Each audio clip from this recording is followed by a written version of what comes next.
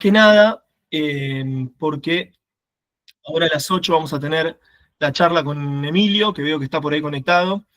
Héctor Emilio Madero, una charla súper interesante.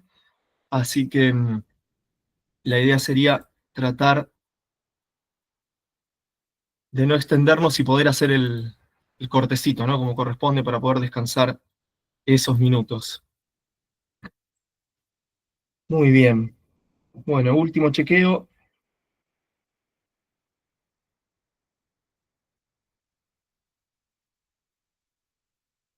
Bien.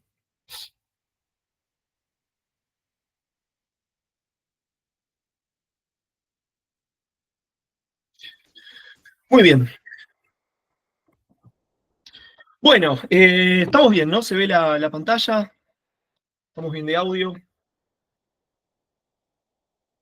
Sí, sí. Perfecto. Bueno, estamos en el encuentro número 4. Tenemos una clase que quizás es un poquito más extensa que las que veníamos teniendo antes. Vamos a tratar de llevarla rápido. Hay algunas cosas que van a quedar en la presentación, digamos, en las diapositivas que después tenemos en el PDF, como para no tener que detenernos uno por uno en cada uno de los temas, pero hay varias recomendaciones, más que nada con el tema de pronóstico, que podríamos estar muchísimo tiempo, que son súper interesantes y relevantes, entiendo, para quienes hacemos montaña.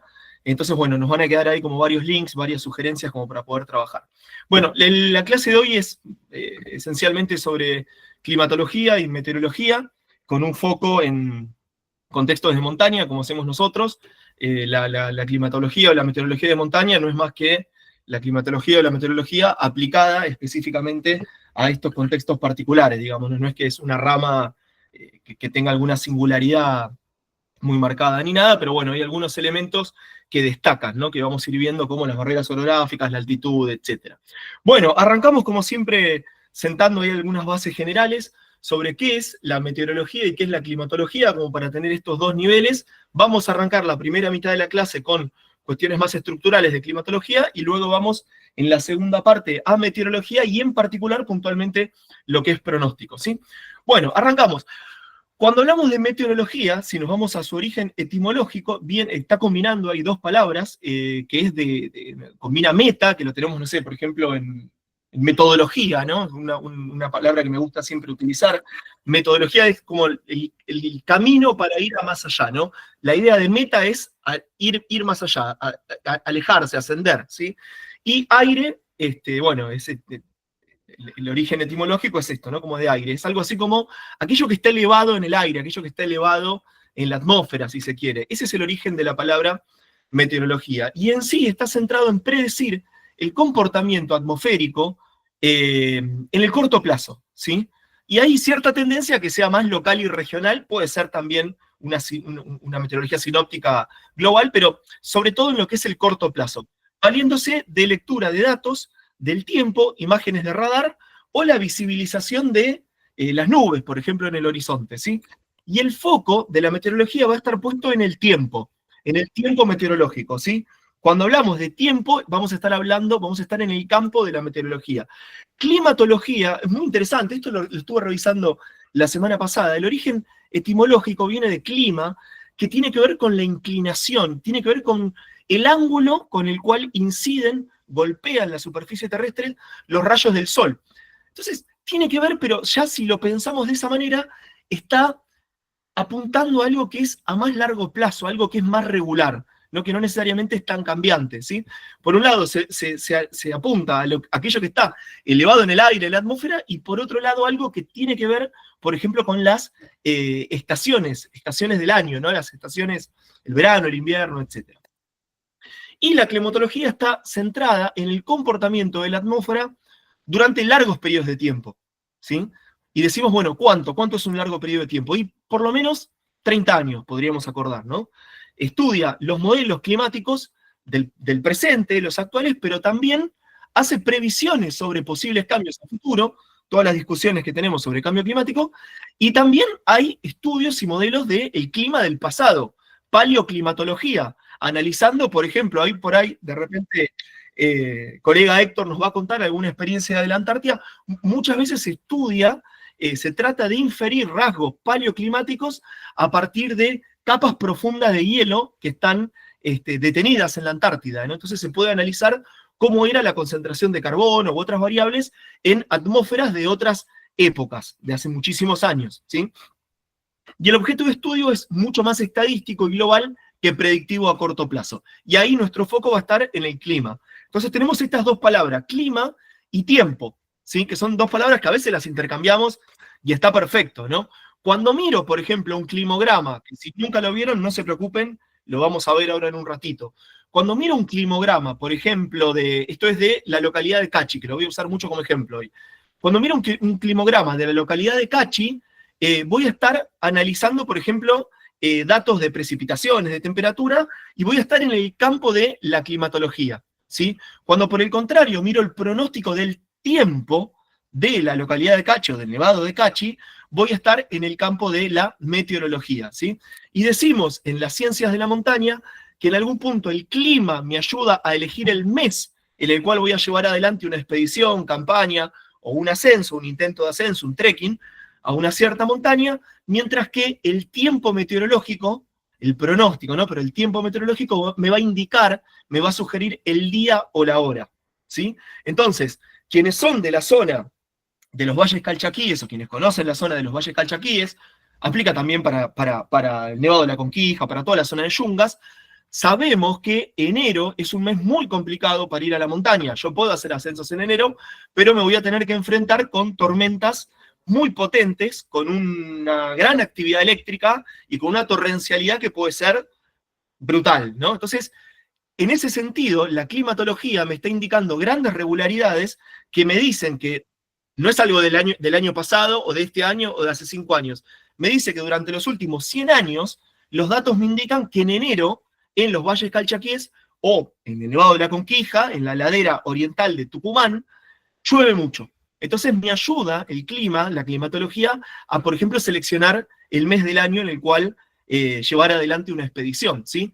Por supuesto, yo también tengo, por ejemplo, en junio y julio, precipitaciones muy reducidas, pero claro, en ese caso la temperatura cae mucho, entonces voy viendo estos factores, a grandes rasgos, como para saber a qué me enfrento si voy en un mes, en un cierto mes, y no en otro, a, por ejemplo, el Nevado de Cachi, ¿sí? Pero luego el pronóstico me va a indicar cómo va a estar esa montaña, o voy a tratar de inferir cómo va a estar el tiempo meteorológico en esa montaña de acá a 2, 3, 4 días, o incluso de acá a un par de horas, ¿sí? Saber si viene una tormenta imprevista, cómo me tengo que mover en esa montaña, cuando tengo lo que llamamos una ventana de tiempo para intentar hacer mi ascenso, ¿no? Esto que se llama a veces el ataque o el asalto a la cumbre, ¿sí? Muchas veces decimos, ¿cómo está el clima por allá en Cachi? Le preguntamos a algún amigo.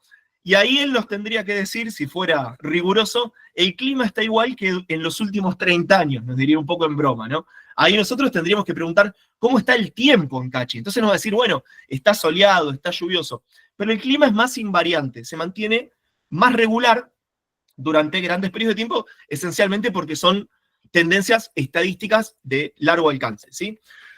Bueno, elementos del clima. Nosotros vamos a utilizar determinados elementos, no son todos estos, pero vamos a utilizar determinados elementos para poder ir caracterizando estas variables atmosféricas, ¿no? Que nos sirven tanto para construir lo que es el análisis meteorológico como el análisis climático a largo alcance, ¿sí? Entonces, el principal es temperaturas, precipitaciones, humedad, viento, presión atmosférica y nubosidad. Ahí nos quedan un poco las definiciones en esta diapositiva, ¿no? Precipitaciones, acuérdense que consideramos no únicamente la lluvia, llovizna, rocío, sino también precipitaciones en forma de nieve o granizo, ¿sí? Y la temperatura, hablamos de la cantidad de energía calórica que contiene el aire, ¿no? Está contenido en el aire en sí. Bien, luego, para poder ir determinando esos elementos del clima, es muy normal y necesario para poder hacerlo con precisión, que hagamos uso de equipos e instrumentos meteorológicos particulares, ¿no? Entonces, una cosa obvia, pero digo, yo puedo percibir si un día, cuando me levanto de mi carpa, estando en las cuevas, por ejemplo, que nos hablaba el colega Aramayo allá en sus experiencias de rescate en el Cachi, puedo salir de la carpa y darme cuenta que está frío, está fresco, pero me va a costar saber con certeza si está haciendo 1 grado, 3 grados, 0 grados, vamos a estar como un poco ahí, ¿no? En ese margen vamos a percibir que está frío, vamos a percibir que hay viento, pero hay ciertos instrumentos que nos permiten registrarlo y medirlo con mucha precisión, y con eso luego se pueden, por ejemplo, ir acumulando esos datos, analizarlos estadísticamente y construir, por ejemplo, modelos. Termómetros, barómetros para medir la presión, la veleta, que es una cosa muy simple, ¿no? Eso lo habrán visto, nos indica la dirección del viento, el anemómetro, que combina, digamos, muchas veces la dirección del viento, pues son anemómetros y veleta, y nos marca la velocidad que tiene el viento de fondo y viento de rachas, pluviómetros, nivómetros, higrómetros, heliógrafos, etcétera, un conjunto de instrumentos. Muchas veces cuando vamos a la montaña nosotros llevamos algunos de estos instrumentos. Un termómetro o un termohigrómetro suele ser un dispositivo no muy pesado, es algo que debe pesar 50 gramos, alguno normal, digo, ¿no? De hiperprecisión, y que lo podemos poner dentro de la carpa, sacamos el sensor afuera y nos marca la temperatura interna y externa, ¿no? Entonces uno puede tener una idea con mucha precisión de a qué nos vamos a enfrentar cuando salimos esa madrugada a hacer nuestro intento de cumbre, por ejemplo. Bien, todo esto son bases para poder empezar a laburar los contenidos densos de la clase, ¿no? Ahora, a nosotros lo que nos va a interesar son esencialmente los factores del clima, ¿sí? Que van a ser aquellos agentes que modifican, acentúan, limitan, que van a condicionar, determinar, en definitiva, el comportamiento de los elementos que veíamos 2 diapositivas atrás, ¿no? La latitud, la altitud, la continentalidad, las corrientes marinas, el relieve y la orografía, por citar algunos de los principales factores del clima, van a ser los que en definitiva terminen condicionando, determinando la temperatura, las precipitaciones, la humedad, etcétera, que veíamos 2 diapositivas atrás en los elementos del clima, ¿sí? Entonces, acá tenemos 5, que son los 5 principales sin dudas, y son los que vamos a revisar. Latitud, hay una regla esencial de promedio de promedios, que nos dice que cuando nosotros nos alejamos, en promedio de promedios hablando, ¿no? Suponiendo una superficie isomórfica, totalmente pareja, que no hubiera ni cordilleras, ni mares, ni nada, pero en un gran promedio, cuando nos alejamos 180 kilómetros del Ecuador, por ejemplo, hacia el sur, la temperatura va a disminuir en promedio de promedios 1 grado centígrado. ¿Sí? Entonces, cuanto más al sur vaya desde el Ecuador, más va a ir descendiendo la temperatura, ¿no? O hacia el hemisferio norte, en caso que estemos en el hemisferio norte. La altitud también nos marca una regularidad y nos dice que cada vez que ascendemos, esto lo vamos a ver en detalle un poquito más adelante, la temperatura disminuye en un promedio, que ahora lo vamos a ver con bastante detalle, que puede ser de 1 grado centígrado cada 100 o 150 metros, ¿sí? Esto nos dice que si yo estoy a nivel del mar y de repente subo 1000 metros, voy a estar con un descenso de temperatura de, puede ser 10, 6 grados, 6, 10, 8 grados, más o menos, ¿sí? La continentalidad nos va a marcar cierta influencia de las grandes masas de aguas oceánicas, sobre todo sobre los continentes, que ahora lo vemos. Corrientes marinas se vinculan un poco con el comportamiento de la continentalidad, aunque le dan una complejidad mayor, y el relieve y la orografía nos va a condicionar por el lado de las barreras climáticas, las barreras orográficas, que lo vamos a ver con algunos ejemplos específicos de Argentina, ¿sí? Vamos uno con estos elementos del clima. Esto seguramente, si hacen memoria, lo deben haber visto quizás en ciencias naturales, en estudios climáticos, cuando uno estudiaba en el secundario, ¿no? Son cosas como muy básicas, no viene mal recordarlos. Tenemos esta regla de que cada 180 kilómetros de desplazamiento desde el Ecuador hacia los polos tenemos en promedio de promedios una disminución de 1 grado centígrado, ¿no? Cuando en Argentina llegamos a latitudes como las de Ushuaia o Tolwyn, que ya estamos en los confines, digamos, del continente, la temperatura lógicamente va a tender a disminuir por razones latitudinales, ¿sí? Ahora, hay que recordar que, digamos, nosotros, esto de la latitud se relaciona con la forma en cómo se da la incidencia de los rayos solares sobre la superficie terrestre, ¿no? Entonces, en las zonas ecuatoriales, los rayos pegan de manera más perpendicular a la esfera, o sea, pegan más directamente, de manera más neta, la tenemos más encima de nuestra cabeza, con lo cual calientan más la atmósfera tienen una potencia mayor cuando llegan a la superficie terrestre.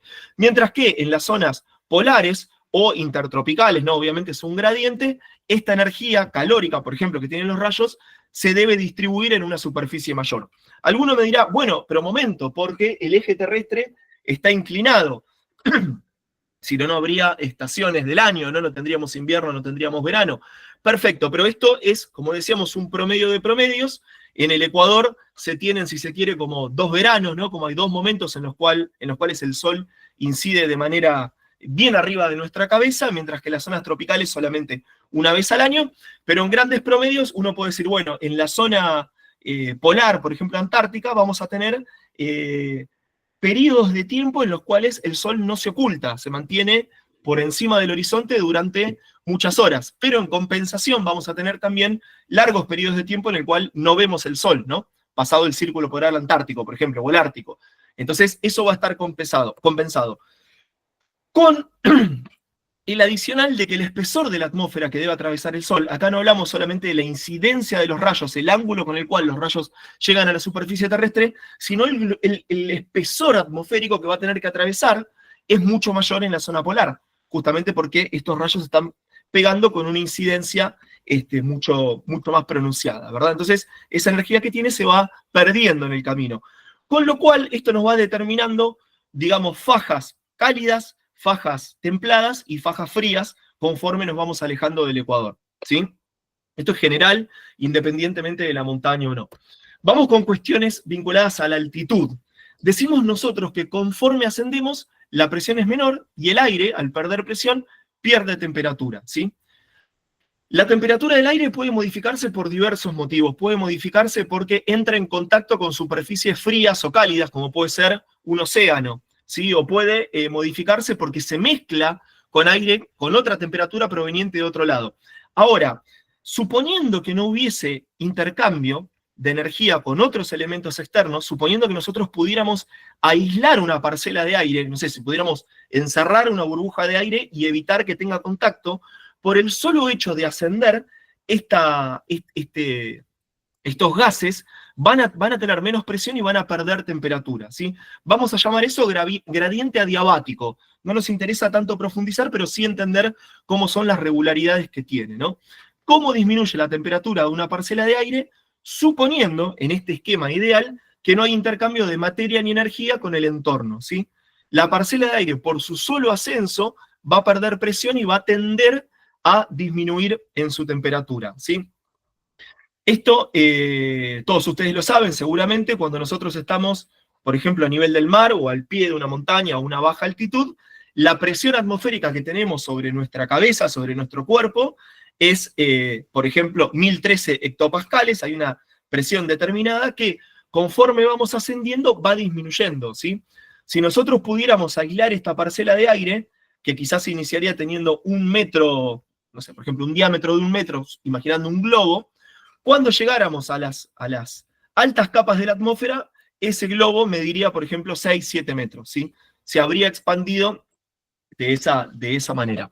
Eso va a hacer que nosotros tengamos eso, ¿no? Como una disminución de la presión conforme vamos ascendiendo altimétricamente, ¿sí? Y ahí tenemos dos gradientes adiabáticos que nos van a indicar cuánto disminuye la temperatura del aire conforme nosotros ascendemos, y vamos a distinguir entre un gradiente adiabático seco y un gradiente adiabático húmedo, que es importante.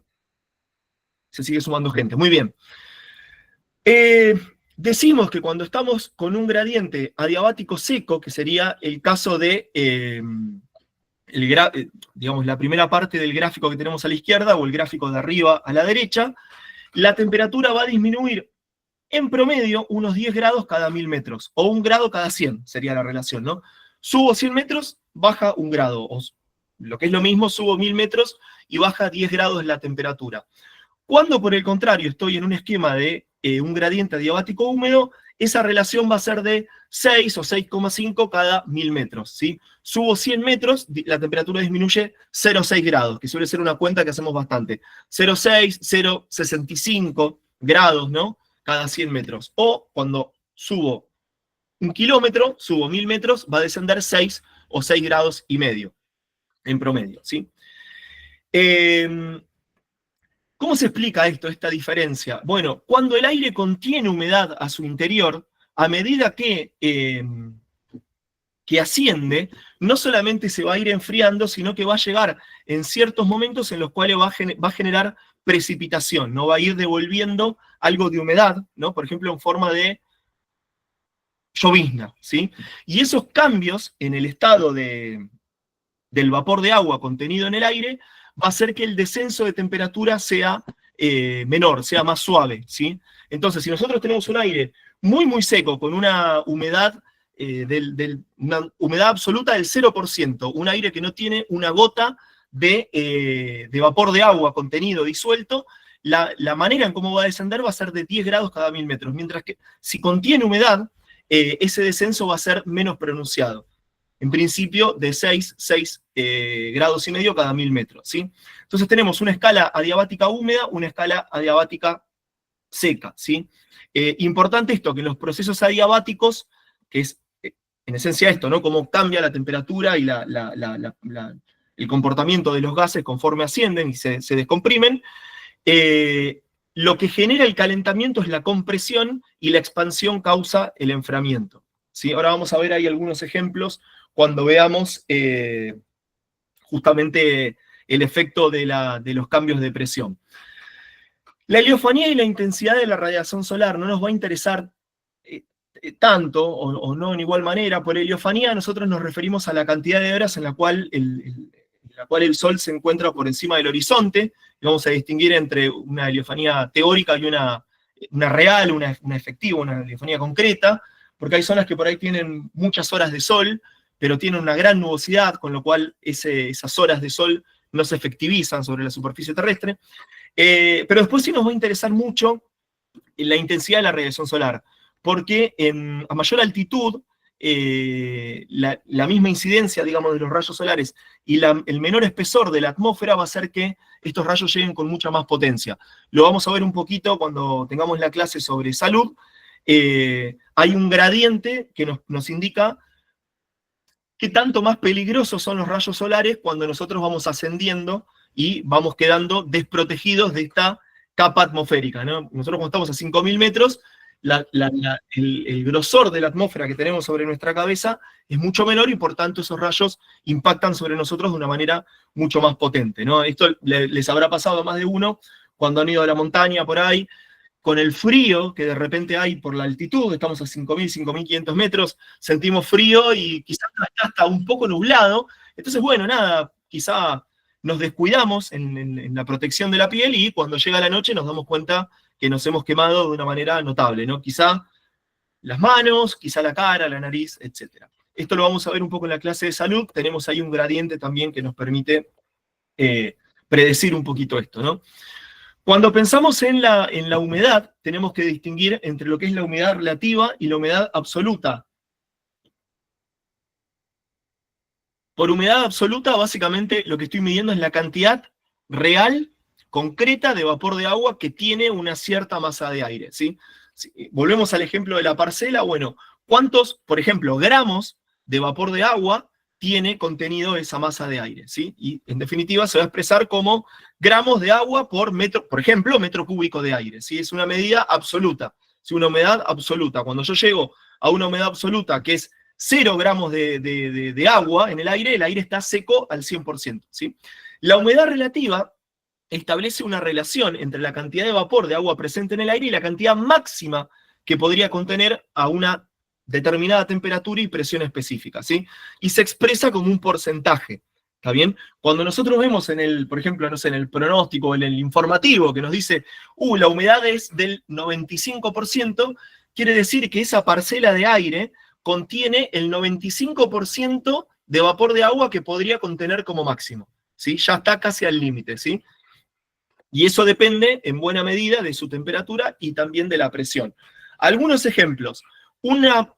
De nuevo, ¿no? Nos imaginamos una burbuja de aire que está a 10 grados centígrados, suponiendo que esta burbuja tuviera 1 metro cúbico, me puse a hacer las cuentas como para poner un ejemplo, Si tuviera 1 metro cúbico de aire, esta burbuja, a 10 grados podría contener, por ejemplo, 9 gramos de agua disuelta. ¿Está bien? Si por el contrario la temperatura de esta burbuja, de nuevo, ¿no?, de 1 metro cúbico, fuera 10 grados mayor, de 20 grados centígrados, la cantidad de vapor de agua que podría contener disuelta es más o menos 17 gramos. Con lo cual, la humedad relativa nos va a marcar que esos 9 gramos que contiene, suponiendo, respecto a los 17, son el 53%, ¿sí? Nos dice, todavía le queda un margen más para seguir conteniendo vapor en su interior, ¿sí? Si llegamos a una temperatura que es, por ejemplo, de 30 grados, esa misma parcela podría contener 32 gramos, ¿sí? Estaría en un nivel de humedad relativa del 28%. ¿Por qué es importante esto? Porque nos va a marcar a qué temperatura del aire, dependiendo de la cantidad de humedad que contiene, humedad absoluta, el agua, el vapor de agua disuelto, va a empezar a condensar, va a empezar a precipitar, ¿sí? Lo que se vincula con lo que llamamos el punto de rocío. Por ejemplo, cuando estamos a 0 grados, ¿sí?, solamente es posible que el aire retenga 4,8 gramos por cada metro cúbico de aire, ¿sí? Como para poner una relación. ¿Qué son 5 gramos en 1 metro cúbico? Es difícil de dimensionarlo, pero lo que los quiero marcar es que cuando la temperatura del aire desciende se pone muy seco, ¿sí? Y eso nos va a marcar varias cuestiones. Primero, para con la salud, nos vamos a deshidratar, por ejemplo, no solamente por el ejercicio, el esfuerzo físico que hagamos, sino también va a influir sobre la amplitud térmica, que lo vamos a ver más adelante, porque el agua morigera los ascensos y los descensos de temperatura. Perfecto, este ejemplo lo usamos el otro día, hace unas semanas, en Duracatao, en La Puerta. Una imagen muy tentadora de una cerveza, seguramente todos, no nos promociona Salta tampoco, lo ponemos ahí porque justo estamos en Salta en ese momento, pero vemos esta botella, ¿no? Y rápidamente vemos estas gotitas y nos imaginamos que esa botella está fría, ¿no? En nuestro conocimiento cotidiano decimos, bueno, esto debe estar muy frío. Podría ser que no, pero nos da esa intuición. Y muchas veces decimos, está transpirando, ¿no? Como decimos así coloquialmente, está transpirando, su temperatura hace que transpire. Pero claro, no es que transpira, no es que la cerveza traspasa el envase físico del vidrio de la botella y sale al exterior. No, lo que sucede es que esas pequeñas burbujitas de aire, esas pequeñas parcelas de aire, que quizá estaban a una cierta temperatura, pongamos por caso 20 o 30 grados, cuando tocan la botella que está, por ejemplo, a 0 grados o a 1 o 2 grados, se van a enfriar drásticamente. Esa fina capa de atmósfera que está en contacto con la botella se va a enfriar y van a tener que devolver toda la humedad que no puedan contener por la caída abrupta de su temperatura. ¿Sí? No sé si se entienden, me imagino que sí. Lo mismo puede ser que directamente la cesión de humedad pase, si por ejemplo, esa cerveza, por poner un ejemplo, está muy, muy fría, pase directamente a un estado sólido, pero en esencia es lo mismo, ¿no? Lo que tenemos ahí es ese exceso de vapor de agua que esa parcela de aire no puede contener y la devuelve en estado líquido o directamente pasa a un estado sólido rápidamente.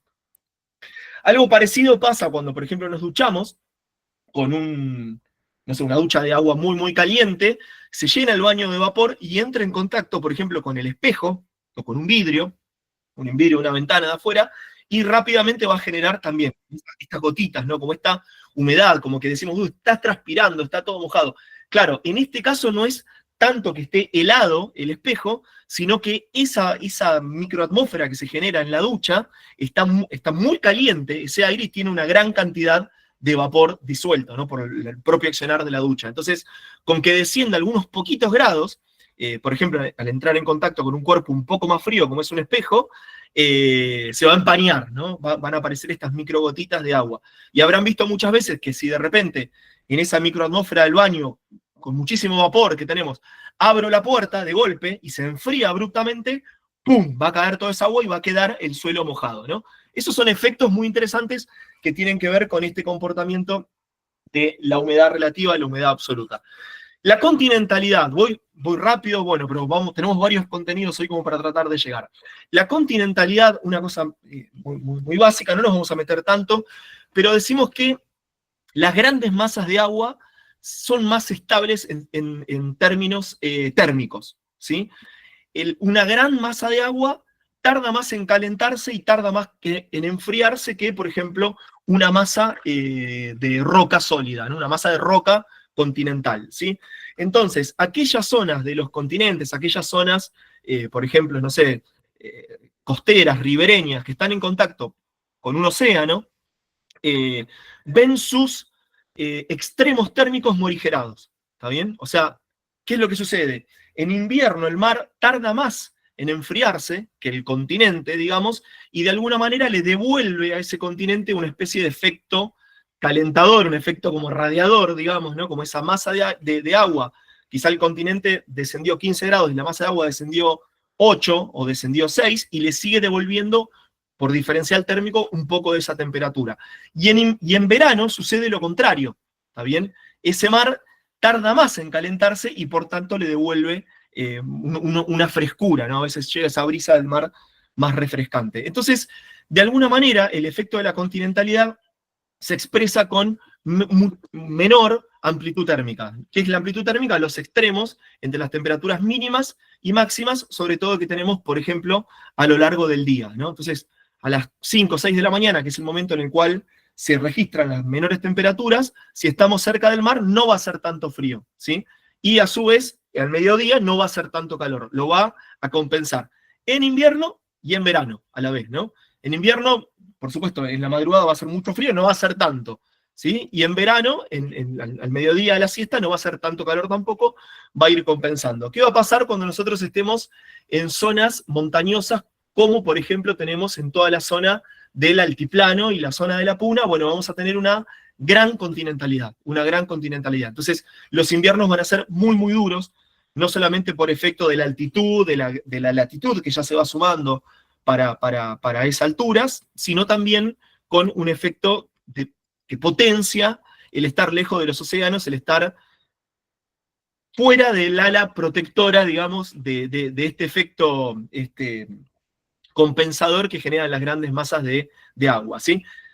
Un gran lago genera el mismo efecto, un gran río genera el mismo efecto, pero en menor medida. ¿Sí? Esto lo vamos a tener como ahí presente. La existencia de agua en el ambiente ayuda de alguna manera a amortiguar estos grandes cambios de temperatura, pero por supuesto un océano es muy notable, mientras que un lago el efecto es mucho menor, ¿sí?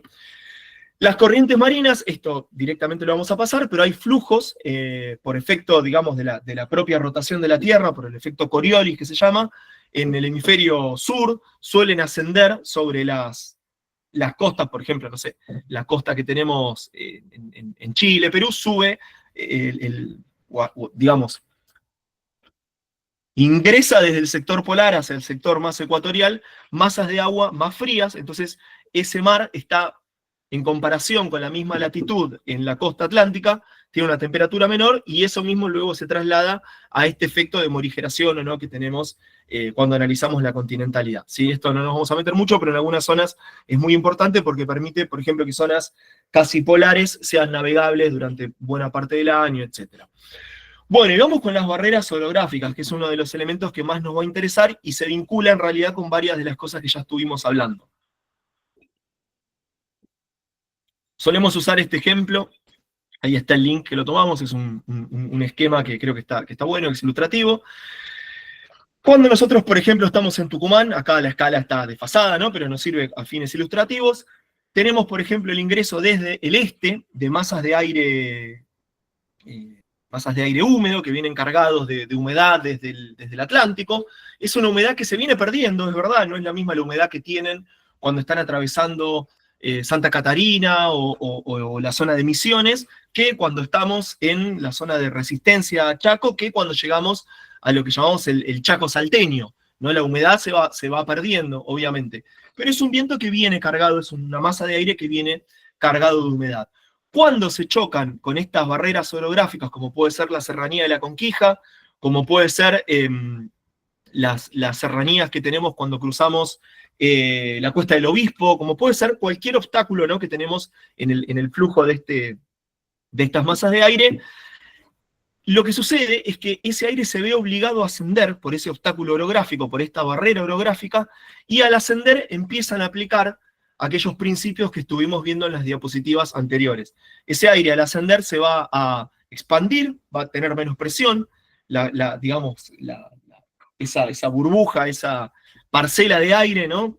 Imaginaria, que nosotros la aisláramos, va a tender a expandirse y va a tender a enfriarse, ¿sí? Y pasado cierto nivel, dependiendo de la temperatura, el grado de enfriamiento y la temperatura, y el grado de humedad y temperatura que trae esa masa de aire, inicialmente en cierto punto va a precipitar y va a devolver el exceso de humedad que no puede retener por este descenso de la humedad. ¿Está bien? El descenso de la temperatura, perdón. Entonces, de alguna manera, nuestra serranía de la Conquija o nuestra serranía de Cachi funciona como una suerte de enfriador obligatorio, como si fuera una gran botella de cerveza helada, si se quiere la metáfora, en el cual estas masas de aire que ingresan desde el este, en este caso, se chocan con estas masas montañosas, se ven obligadas a subir, a ascender, ven un descenso de la temperatura abrupto que hace que se generen precipitaciones como muy notables, ¿sí? Esto es lo que sucede durante todo el año, pero en los meses en los cuales, los meses estivales, en los cuales los vientos vienen muy cálidos y muy cargados de humedad del Brasil, cuando llegamos a la Conquija tenemos lluvias torrenciales. ¿Qué sucede cuando se traspasa esta barrera orográfica, que puede ser esta serranía? Bueno, el aire va a tender a descender, va a perder altitud porque ya superó esta barrera orográfica y se va a recalentar, y al recalentar se va a volver más seco, que lo vamos a ver ahora con un ejemplo, ¿sí? Tenemos ahí las laderas de Barlovento y Sotavento, tomado como préstamo, digamos, de la náutica.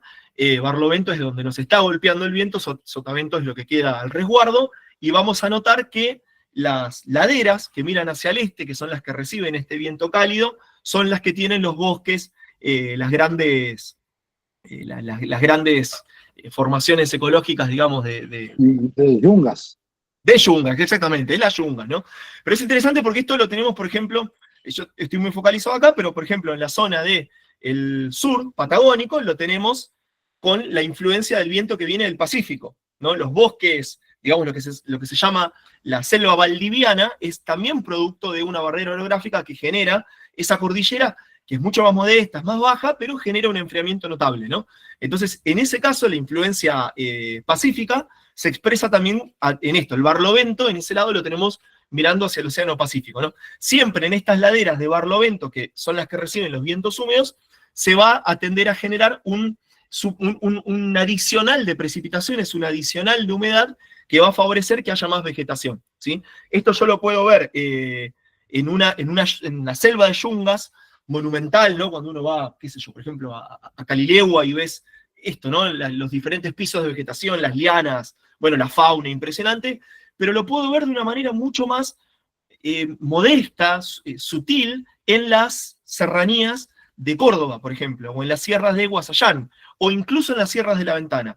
La ladera que está expuesta hacia donde provienen los vientos cargados de humedad, tienen siempre un poquito más de vegetación porque tienen un adicional de humedad, ¿sí? Que quizás es imperceptible, quizás no alcanza a fundamentar un ecosistema distinto, pero que es medible y uno muchas veces lo ve. Cuando se para en ese cerro, ves que podés ver Barlovento y Sotavento, ves los diferentes tonos, ¿no?, que tiene. Bien, la Conquija es una barrera brutal y es una barrera que se opone a masas de aire que vienen cargados con muchísima humedad. Muchísima humedad. Es muy frontal la manera en cómo colisionan, hace que ascienda muy abruptamente, pierde humedad muy abruptamente y por tanto genere precipitaciones, bueno, notables, ¿no? Este esquema lo tomábamos pensando más en la zona de los valles calchaquíes, es la misma dinámica, lo que tiene es que está más suavizado que lo que tenemos en la Conquija, porque la altitud, por ejemplo, el Cerro Maicante no es tan alto, aunque es alto, pero hay varias quebradas por las cuales las masas de aire van zigzagueando y pueden no necesariamente tener que ascender tanto, ¿no? Van ascendiendo de una manera como un poco más suave, pero el mismo fenómeno se presenta también en esta zona, o sea, vamos un poco más al sur, un poco más al norte también, ¿sí? Recibimos las masas de aire húmedas que vienen, por ejemplo, de la zona de, no sé, vienen soplando desde Güemes, que ahí el aire viene perdiendo humedad, pero cuando entran en este embudo, el Campo Quijano, la zona de Chicoana, etcétera, se ven obligadas a ascender de una manera más gradual, que quizá en la Conquija, en la zona de Tucumán, pero se genera el mismo efecto, ¿no? Ahí tenemos estas laderas que se ven verdes, incluso en las imágenes satelitales. Primero precipita, en cierto momento suele haber como una neblina casi permanente, la nubiselva se la llama muchísimas veces, y luego desciende. Esta regularidad la encontramos en Bolivia, en Colombia, en Ecuador, en cualquier lugar donde tengamos este mismo fenómeno. No siempre es de este a oeste, a veces es de oeste a este, como mencionaba en el sur, en el caso de la selva valdiviana, cuya máxima expresión está ahí, me imagino más o menos en la zona de Hornopirén, en Chile, en Chaltén y esa zona. Bien, ahora, ese mismo efecto, por ejemplo, Cachi, esto es Cachi adentro, justo la zona que mencionaba Tito Aramayo en su charla, de hace dos martes atrás. Acá el aire, la verdad es que llega bastante seco a la zona de Cachi, porque ya viene perdiendo humedad, mientras va atravesando el Chaco, luego el residual de humedad, que es importante todavía, lo pierde en gran medida cuando pasa estas serranías, una vez que pasa Chicoana, etc., y cuando desciende hacia los valles calchaquíes, el aire está bastante seco, pero claro, cuando luego esta masa de aire, que no tiene ni por las tapas tanta humedad como tenía cuando estaba en Campo Quijano, cuando estaba en los valles, pero todavía conserva humedad, por supuesto, ¿sí? Y cuando se encuentra con la serranía, por ejemplo, de Cachi, que se ve obligado a ascender a 6.000 metros, 5.500 metros, 6.000 metros, dependiendo de la zona, se enfría nuevamente, ¿sí? Y dependiendo del porcentaje de humedad que tenga, puede hacer que vuelva a precipitar. Ahí los colegas, que sé que hay unos cuantos que están desenclantadas, Cachi, Molinos, etc., esto lo saben y lo saben bien. Quizá nosotros tenemos en Cachi un buen clima, y a medida que empezamos a ascender hacia el oeste, por ejemplo, por Cachi adentro o Las Pailas, vamos a ir viendo cómo por ahí empieza a aparecer esta niebla, esta nubosidad, y de repente caen estos chaparrones, empieza esta llovizna bastante molesta que tenemos, que en el valle abajo no está, ¿no? Entonces, a pesar de que el aire viene sufriendo un proceso de pérdida de humedad, cada vez que se ve obligado a ascender, dependiendo del porcentaje de humedad que todavía tenga y la temperatura y la barrera orográfica, puede hacer que genere nuevas precipitaciones. Una cosa muy interesante es que esto genera un efecto en los vientos que llamamos efecto Foehn, ¿no? Que es el siguiente. Acá imagínense que estamos viendo, por ejemplo, la serranía de la Conquija. Hay a los colegas que son por ahí de otros países, soy un poco salvaje con esto, por ahí tendríamos que mirarlo un poquito en el Google Maps, ahí como para ubicarnos dónde estamos. Estamos en el sector noroeste de Argentina, puntualmente en la provincia de Tucumán, Catamarca, ¿no? Más o menos esa zona.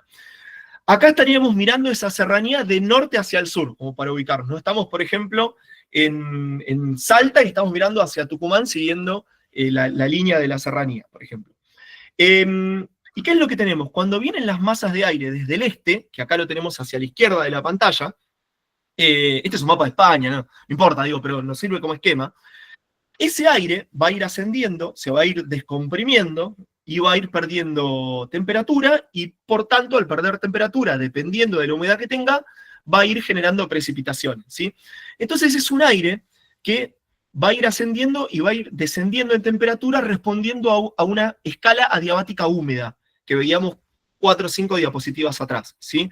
Entonces va a descender, por ejemplo, 6 grados cada 1000 metros, como poníamos como promedio, ¿está bien? Entonces esta masa de aire, como está cediendo humedad, ¿sí?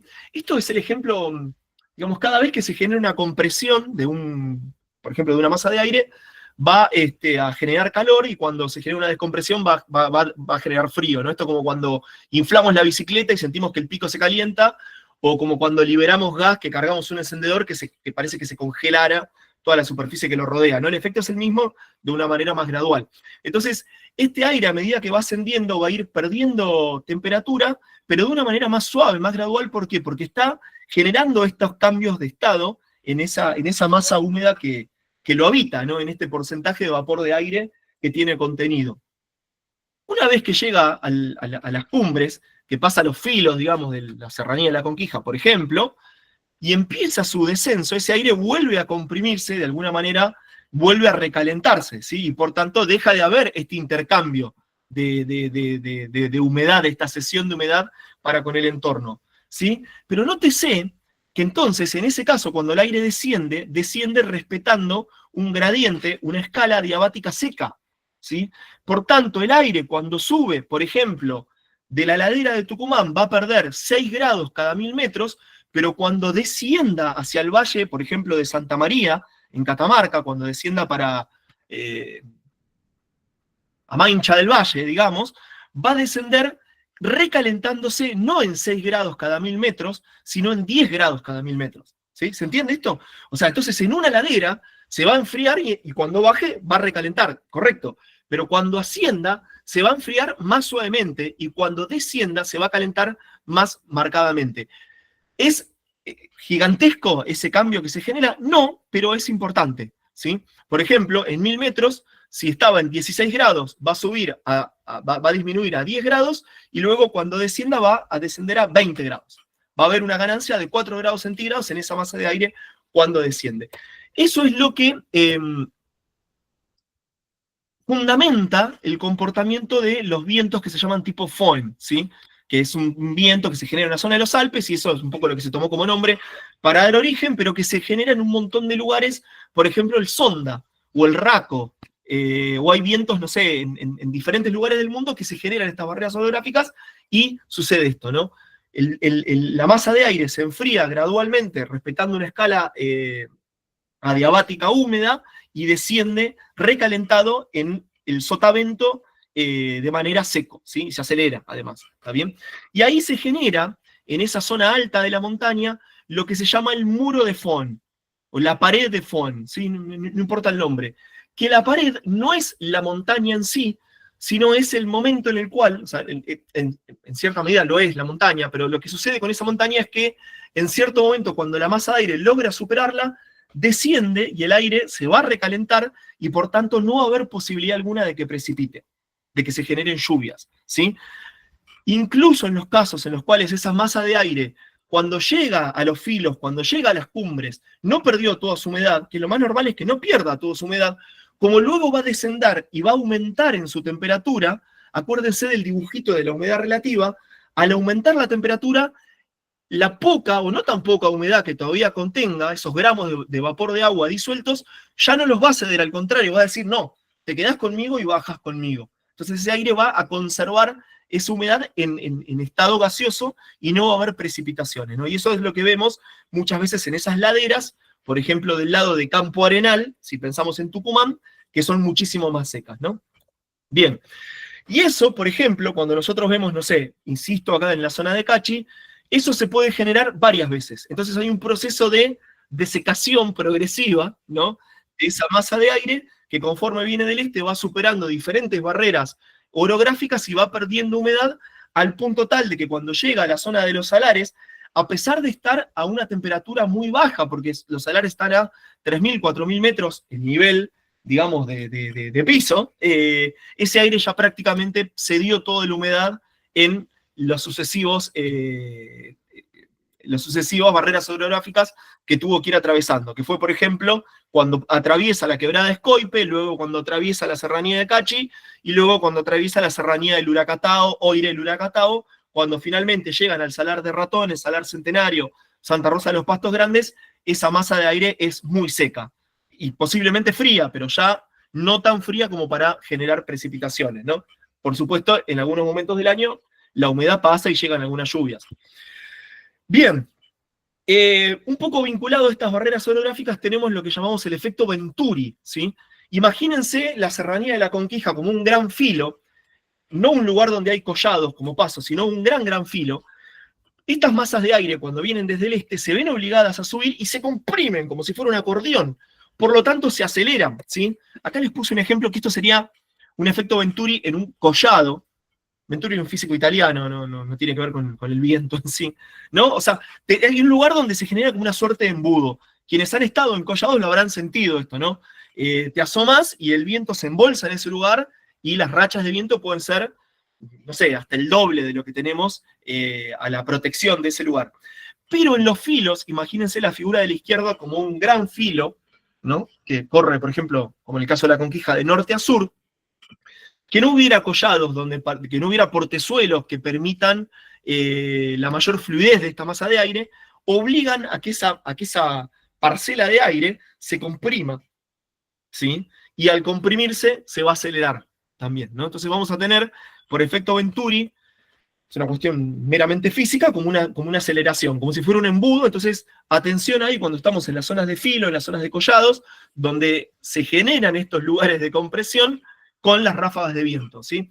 Muchas veces uno sube una montaña, tenés un viento de base, en lo que es viento, siempre identificamos viento de base y rachas, tenés un viento de base al pie de la montaña, quizás estás en una zona, no sé, por ejemplo, cuando uno sube al Nevado de la Cay, subís desde el oeste y el viento te pega, te castiga, no estás protegido de ese viento, ¿no? Y por ahí tenés un viento de base de 15 kilómetros por hora y rachas de 40. Cuando llegás a la meseta, ahí hay como o la mesada, que dicen también que está a 5.550 metros, que asomás la cabeza y es donde el aire empieza a pasar, ese macizo que es el Nevado de la Cay, se genera este efecto de compresión. Y ahí las rachas de viento pueden ser de 70, 80 kilómetros por hora. Y vos decís, ¿pero cómo puede ser? Si la masa de aire es la misma. O sea, estoy a 2 kilómetros de donde estaba antes y no había tanto viento. Y donde estaba antes no tenía reparo. No es que estaba protegido por una roca. Bueno, es este proceso, ¿no? Ese aumento de, por ejemplo, 1000 metros hace que ese aire deba comprimirse para pasar esa barrera. Bueno, la brisa de montaña y brisa de valle, esto lo voy a pasar muy rápido, al igual que se genera con la continentalidad, la presencia de humedad en algunos valles, no todos los valles, pero sí, por ejemplo, en la zona de Tucumán, ya que lo estamos tomando como ejemplo, son valles muy húmedos y tienen un contenido de humedad retenido en las plantas, en el suelo, en la propia humedad de esa microatmósfera que lo rodea, que hace que morigere, ¿no? Entonces, durante el día, las masas rocosas se calientan más rápidamente y el valle va a ceder una brisa, ¿no? Como que va hacia las masas rocosas, y durante la noche, esas masas rocosas se van a enfriar más rápidamente y ese aire va a descender. No vamos a hablar de un viento o una brisa anabática y catabática en cada uno de los casos. Eso no es tan influyente a nuestros fines. Bueno, el marco climático. Estamos medio apretados con la hora. Tenemos en Argentina, esto, perdón para los que están de otros países, igual se replica en algunas zonas, tenemos ahí en algunas zonas de la Patagonia, Neuquén, Río Negro, algunas zonas de Santa Cruz, el sur de la provincia de Tierra del Fuego, tenemos una influencia de la humedad proveniente del Pacífico, mientras que en toda la zona este, y sobre todo el noreste, tenemos una gran influencia de la humedad proveniente del Brasil, proveniente de la zona, la humedad del Atlántico. Y aparece en este último elemento, que es donde estamos centrando un poco nuestros casos de estudio de montañismo, aparece esta gran barrera orográfica que generan por ejemplo, en la Sierra de la Conquija que veníamos hablando, genera una gran barrera orográfica que, si nos fijamos, aparece ahí una isla de precipitaciones, una isla de humedad que no está provocado por el propio gradiente de humedad que se viene perdiendo, de hecho, de este a oeste, sino por la influencia de esta orografía que hace que las precipitaciones aumenten abruptamente por esta barrera. Y por supuesto, al oeste de estas barreras orográficas tenemos una zona muy árida, cuyo caso extremo es el Salar de Atacama, por ejemplo, ya en Chile, que prácticamente no tiene precipitaciones a lo largo de todo el año. Y en el medio, entre estas dos zonas de influencia, no queda lo que se conoce como la diagonal árida, una gran zona desértica, semidesértica, que cruza el país, digamos, de noroeste a sur-sudeste, generando ahí incluso hasta ecosistemas y biomas bastante parecidos a pesar de la diferencia latitudinal. Bueno, estos son los climogramas nos marcan en las barras, nos marcan las precipitaciones acumuladas en el mes, promedio de promedios, acá estamos analizando clima, ¿no? Estamos analizando grandes tendencias de 30 años o más. Y la línea roja nos marca las temperaturas promedio de los meses de los últimos, por ejemplo, 100 años, ¿sí? Entonces acá tendríamos, por ejemplo, un clima que es bastante húmedo, de unas precipitaciones bastante constantes, que parecen regulares, no hay una estacionalidad de las precipitaciones, y una temperatura que evidentemente es el hemisferio sur, porque julio, agosto, junio son los meses más fríos, se nota que hay una estacionalidad en las temperaturas. Esto en alguna zona más ecuatorial puede ser muy pareja, esta línea también, pero acá en esta zona tenemos, por ejemplo, un pequeño valle, ¿no?, en las temperaturas, marcado ahí en el invierno, pero suave, o sea, no es una incidencia muy fuerte. ¿Cómo es un clima de yungas? El clima de yungas tiene una gran estacionalidad de precipitaciones en los meses estivales, enero es el gran mes de lluvias, pero también diciembre, febrero, se extiende a noviembre, marzo, y luego en el periodo invernal es muy seco, o digamos, no es el desierto de Atacama tampoco, pero en proporción las precipitaciones son infinitamente menores, y a su vez la temperatura acompaña mucho también con una estacionalidad marcada, ¿no? Entonces puedo tener temperaturas promedio de 30 grados en algunos lugares en verano, y en invierno puede descender a 10 grados. Hay una marcada diferencia térmica también. ¿Cómo es el esquema en una zona de influencia pacífica, tipo, lo que llamamos climas tipo Portillo, o tipo de la zona de alta montaña chilena bajo influencia de precipitaciones, ¿no? Más hacia el sur? Bueno, tenemos las precipitaciones concentradas en invierno, ¿sí? Esto ustedes me dicen, bueno, ¿y para qué? Me dicen, bueno, pero si nosotros vamos a ir a escalar el volcán Yaima, en Chile, es peligroso ese, pero vamos a ir al Villarrica. Creo que Marcelo estuvo yendo, que va a dar la charla el martes que viene, en el Villarrica. Bueno, uno tendría que tener mucho cuidado si va a ir en julio. No solamente porque va a hacer mucho frío, sino porque nos vamos a llevar la sorpresa de que va a haber sendas nevadas, frondosas nevadas o lluvias, ¿sí? Y en el caso de las yungas es al revés. Enero es nuestro mes más peligroso por las precipitaciones, aunque en julio tenemos que tener el reparo de que las temperaturas en la alta montaña van a ser muy bajas también. Como es un climograma de un tipo altopuna, de un clima altopuna, como podría ser la zona de los salares, la zona donde está, por ejemplo, el volcán Chuyayaco, es un clima muy frío todo el año, incluso durante los meses de verano las temperaturas son bastante bajas, con escasas precipitaciones, concentradas un poquito más en los meses estivales, como reflejo de lo que sucede en las yungas, pero con ese proceso de pérdida de humedad que vimos en esos ejemplos, ¿no? Bueno, acá hay algunos climogramas como para entender más o menos cómo es ese comportamiento. Cuando vemos Cachi, por ejemplo, tiene salvando las distancias, ¿no? Pero tiene un comportamiento bastante parecido al de Ledesma, al de San Juan, tienen este comportamiento, digamos, con una influencia fuerte de la humedad proveniente del Atlántico, ¿sí? Atención porque la escala es distinta. Ledesma tiene, por ejemplo, la escala de milímetros de precipitaciones, tiene 300 milímetros por mes, es una brutalidad, una locura, mientras que Abdón Castro Tolay, ahí en Jujuy, tiene 120. Entonces, como que las barras de Ledesma, en realidad, si los pusiéramos en la escala de Abdón Castro Tolay, se nos irían del gráfico, ¿no? Esto como para que encaje en ese lugar.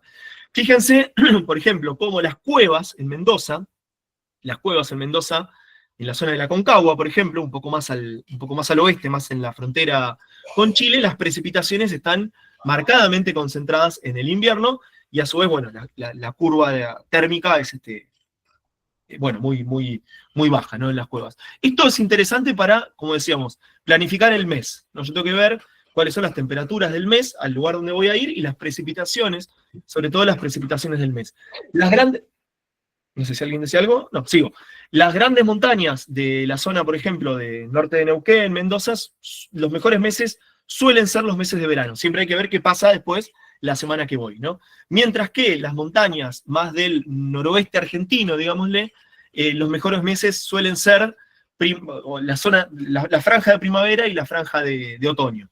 El invierno es duro por el tema térmico también, ¿no?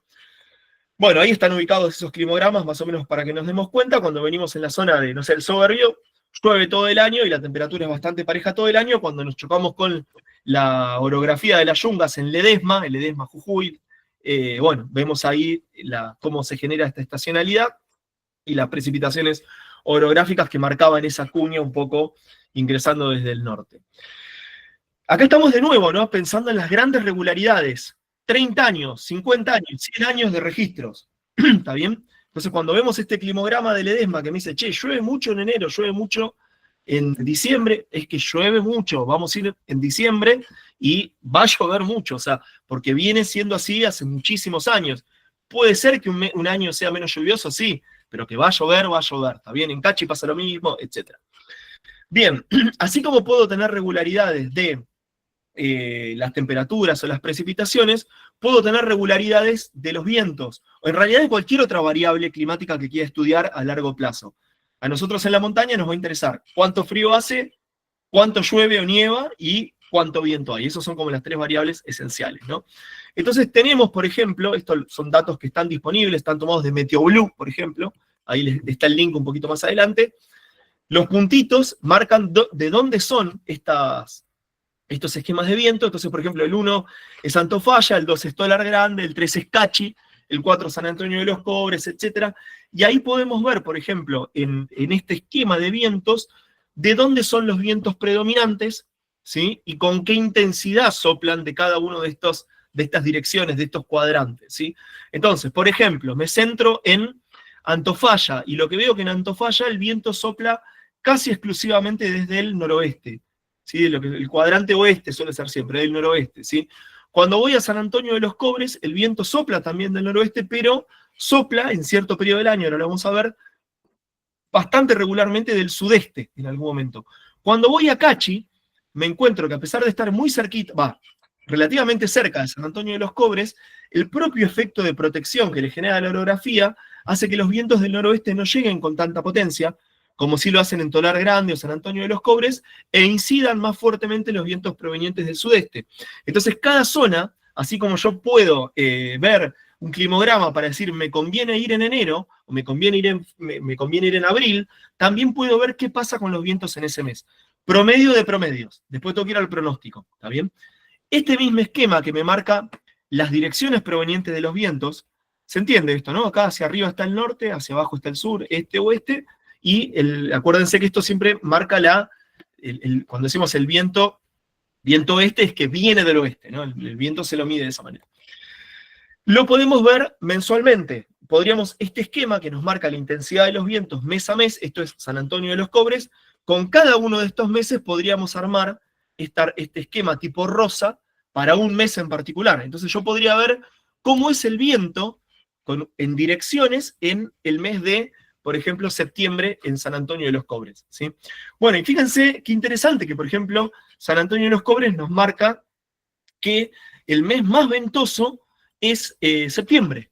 No es julio, como uno suele pensar, o agosto, es septiembre. Es un mes que es muy ventoso, es muy fuerte, es seco también, es un buen mes para ir a escalar, pero nos vamos a enfrentar con esos vientos, por ejemplo. Esto lo podemos hacer con cualquier localidad, seleccionando un mes y pudiendo analizar la potencia, o sea, la fuerza del viento, que acá está marcada en kilómetros por hora, con la dirección. Y nos puede dar una idea, por ejemplo, si nos conviene ascender por una ladera este, una ladera oeste, ir por una quebrada y no por otra, si queremos hacer una travesía por un filo o no, a qué nos vamos a enfrentar, ¿sí?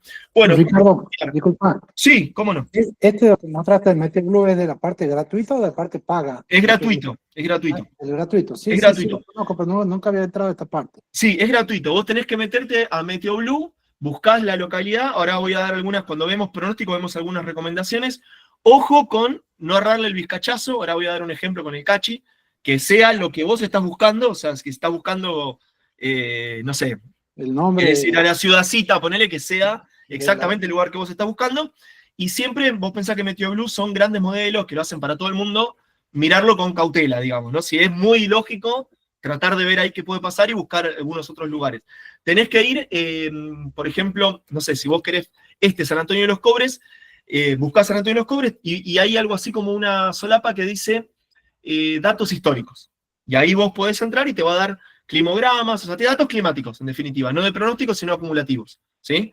Incluso podés indagar y te dice cuántos años de registro tiene, como para medir la potencia, porque por ahí entras a alguno y te dice que tienen 15 años de registro, entonces los datos pueden ser más inestables, ¿está bien? Claro. Pero esto es muy, muy, muy interesante, digo, no sé, hay un video que les dejé en uno de los links en la primera clase de no sé si sigue siendo guardaparque ahí en Los Cardones, Cristofani se llama, tipo muy, muy interesante, un personaje, que se hizo caminando del Nevado de la Cay al Nevado de San Miguel, ahí vos que sos de la zona, los conocés seguramente, todo por el filo, y vivaqueando, y en invierno. Entonces subió al Nevado de la Cay por la vía normal, hizo filo, metió 2 bivacs, y llegó a la cumbre principal del Nevado de San Miguel y bajó para, no sé, me imagino que para el lado del Trigal, para el lado de la Poma, digamos.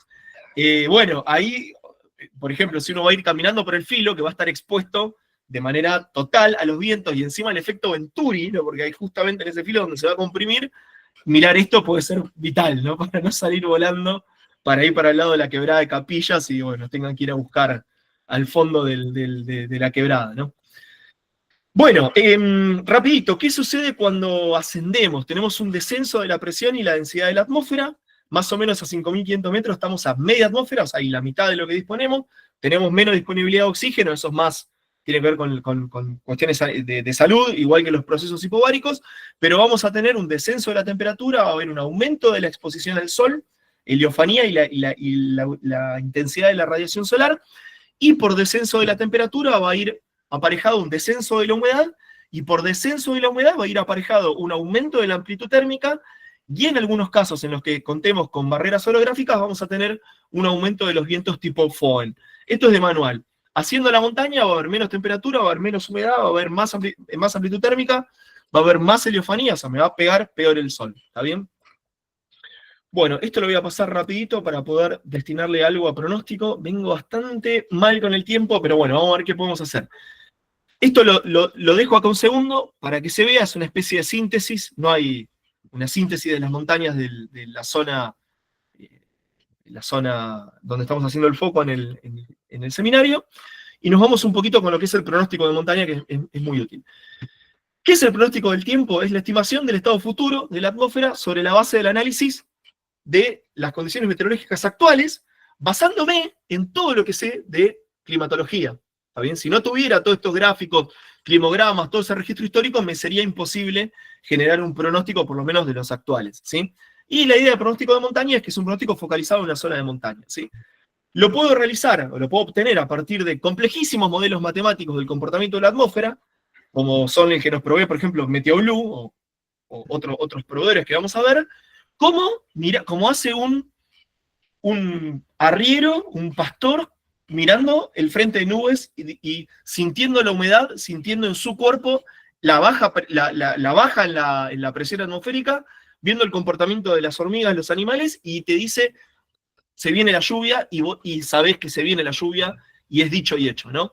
Hay diferentes maneras de generar un pronóstico del tiempo, algunos más, digámosle, modelísticos, matemáticos, más modernos, más avanzados, haciendo uso de todas las tecnologías que tenemos, pero igualmente hay una forma de pronosticar el tiempo que tiene que ver con la experiencia y la percepción directa en terreno, como puede ser la observación de las nubes, como puede ser el uso de algún tipo de instrumental, y bueno, después ya vienen cuestiones más complejas, como es el uso de imágenes satelitales o de radar, como ha hecho históricamente el Servicio Meteorológico, por ejemplo, o el uso ahora más actual de estos modelos predictivos, ¿sí? Bueno, los pronósticos meteorológicos que solemos utilizar online, ahí si quieren en el chat podemos hacer una compulsa a ver qué proveedor de pronóstico usan, ¿no? ¿Quién usa Mountain Forecast? ¿Quién usa Meteorred? ¿Quién usa este? ¿Quién usa el otro? Y hacemos ahí un sondeo a ver cómo venimos. Bien, ese tipo de pronóstico que usamos, el que nos da el celular, que nos dice, alerta, mañana llueve, eso no lo está elaborando un climatólogo, un meteorólogo, un sinóptico, analizando imágenes satelitales, nada, no, es producto de un modelo matemático automático que analiza el comportamiento de la atmósfera a partir de un conjunto de datos que ingresan a ese modelo, ¿sí? Y me da datos automatizados, ¿sí? Esos modelos, en esencia, esto es muy del palo de la geografía, pero funcionan rasterizando, funcionan haciendo como una grilla, como un grid, ¿no? Como si fueran puntitos en el mundo de mayor o menor distancia entre sí, para estimar probabilidades de ocurrencia de ciertos fenómenos meteorológicos, como puede ser, por ejemplo, lluvia, o como puede ser, por ejemplo, viento fuerte, ¿está bien? Entonces, el pronóstico no es que me va a dar a mí puntualmente, no sé, Viviana, ahí pone Meteorred. Meteorred Viviana no te va a decir, vos vas a ir a, no sé, al Volcán San Francisco en Catamarca, y vos buscás y te dice Volcán San Francisco, y te da el dato. Pero no es que construyó un dato específico para esa montaña. Te va a dar un dato que es general a la zona, que quizá lo va a ajustar, en el mejor de los casos, con la altitud que tiene esa montaña, ¿sí? Bien, y se basan en un cierto registro histórico de datos. Por eso es importante a veces ver si es medio incoherente lo que nos da, tener un cierto cuidado, ¿no? Bueno, ahora sí, es importante diferenciar entre los proveedores de pronóstico, como puede ser, por ejemplo, llega a ver Meteorred, que decía Viviana, pero como puede ser, no sé, AccuWeather, Windy, Mountain Forecast, No Forecast, todo lo que ustedes conocen, de los modelos que lo fundamentan, ¿sí? Dos modelos principales, o tres por ahí, dos modelos principales, el europeo y el norteamericano, que son los que les proveen estos modelos para que luego estas empresas que son proveedores de pronóstico nos den los alertas o nos avisen si va a nevar o no va a nevar, ¿está bien? Entonces, por ejemplo, estos son los dos grandes modelos, el modelo SMWF, que es un modelo europeo de mediano alcance y el Global Forecast System norteamericano, ¿sí? Y que son estos dos grandes modelos, junto con el ICON, que es austroalemán, si no me equivoco, son los que alimentan, por ejemplo, todos estos proveedores que seguramente más de uno habrán usado. Acá faltan algunos más, ¿está bien? Sí, pero puse ahí algunos de los principales, ¿está bien? Importante que, por ejemplo, el modelo europeo tiene una resolución de grilla, o sea, ese cuadradito que les decía, de más o menos 14 kilómetros, mientras que el modelo norteamericano tiene una resolución de grilla como de 27, ¿sí? ¿Eso quiere decir que es más preciso el pronóstico? Tiene más resolución, más detalle. No necesariamente es más preciso, pero digo, es importante entender de dónde salen estos datos de los pronósticos y de lo que sea, ¿no? Y luego, a su vez, cada proveedor de pronóstico, como es Meteorred, WinGuru, etcétera, muchas veces tienen su especialización temática y sus particularidades. Y hay que saber entender qué fortalezas y qué debilidades tiene cada uno para ponderarlo y ver cuál uso, ¿sí? Como son casi todos gratis o todos tienen una versión gratis, puedo usar varios a la vez y asegurarme, ¿sí? Estamos I20, vamos a ver cómo llegamos. Bueno, un ejemplo, uno de los más usados en el mundo de la montaña es el Mountain Forecast, que es un proveedor de pronóstico específico para montañas, ¿sí? Entonces acá tengo el Cerro Arácar, por ejemplo, y bueno, busco cerros, busco montañas, y me va a dar datos específicos de esa montaña, ¿sí? ¿Qué datos me va a dar, por ejemplo, el Mountain Forecast? Acá no voy a poder profundizar, lo voy a ir pasando medio rápido, es como para hacer un pantallazo, ¿sí? Me va a dar, por ejemplo, datos de, pongamos por caso el viernes 18 de septiembre, pongamos, ¿no? Cuando lo cliqueo me lo va a abrir ese día, esto, lo que veía antes como unos datos muy chiquititos, me lo va a expandir por día, me va a marcar un pronóstico hora por hora, acá, bueno, no hay grandes novedades, y me va a dar, por ejemplo, el viento de base kilómetros por hora, me va a dar el porcentaje de nieve esperada, precipitación en forma de nieve esperada, los milímetros de lluvia esperada, la temperatura máxima y mínima esperada para cada una de las horas, la sensación térmica esperada, el nivel de congelamiento, donde el agua ya va a dejar de estar en estado líquido, bueno, etcétera. ¿No? Nos va a dar dónde están ubicados el base de nubes, nos va a dar un montón de información y a su vez nos va a marcar nuestra montaña, que el Cerro Arácar, vuelvo para atrás rápidamente, tiene, según el Mountain Forecast, 6.082 metros. Estoy marcando acá, que creo que es una altitud sensata para lo que tiene el Arácar. Nos va a marcar dónde está ubicado la cima de nuestro cerro con esta liñita roja. No sé si la llegan a ver ahí abajo donde tengo el cursor del mouse, ¿sí? Perfecto. ¿Qué cosa interesante tiene el Mountain Forecast? Además de estos elementos, que me va a permitir, por ejemplo, ver todos estos datos en lo que es la cumbre del Cerro Arácar, pero me los puede mostrar también para, acá estamos en la cumbre, me lo puede mostrar para una altitud de 5.500 metros, 4.500 metros, etc. Para cada montaña te ofrece diferentes altitudes que podrían corresponderse con campamentos, por ejemplo, con lugares donde yo me voy a organizar para hacer ese ascenso, y me va ajustando el pronóstico, ¿está bien? ¿Cómo lo ajusta? Y le aplica el comportamiento adiabático de la temperatura y el comportamiento de tipo Foehn y de tipo Venturi de los vientos, ¿sí? Entonces, es normal que cuando nosotros vamos más arriba, vamos a tener vientos más fuertes y temperaturas menores, ¿sí? No hay gran ciencia en esto, pero puede ser muy cómodo, ¿sí? Perfecto. Ahora, ¿cómo obtengo? Ese es un gran ejemplo porque es un gran proveedor de pronóstico porque está pensado para montañismo. Fantástico. Ahora, supongamos que yo quiero hacer un pronóstico para el Nevado de Cachi. Pongo, por ejemplo, que están mis amigos, mis colegas ahí de Cachi, el Huracatado, seguramente escuchando. Bueno, y yo me voy entonces al Mountain Forecast y busco el Nevado de Cachi y me encuentro con el problema de que no está. ¿Está bien? Porque el Mountain Forecast no es un proveedor salteño, ni tucumano, ni siquiera porteño, está hecho en otras latitudes. Entonces, tiene algunas montañas, sobre todo las que son más conocidas, más comerciales. Si uno va a la zona de los Alpes, la densidad es enorme. Cuando vamos acá al noroeste argentino hay muchas que no están.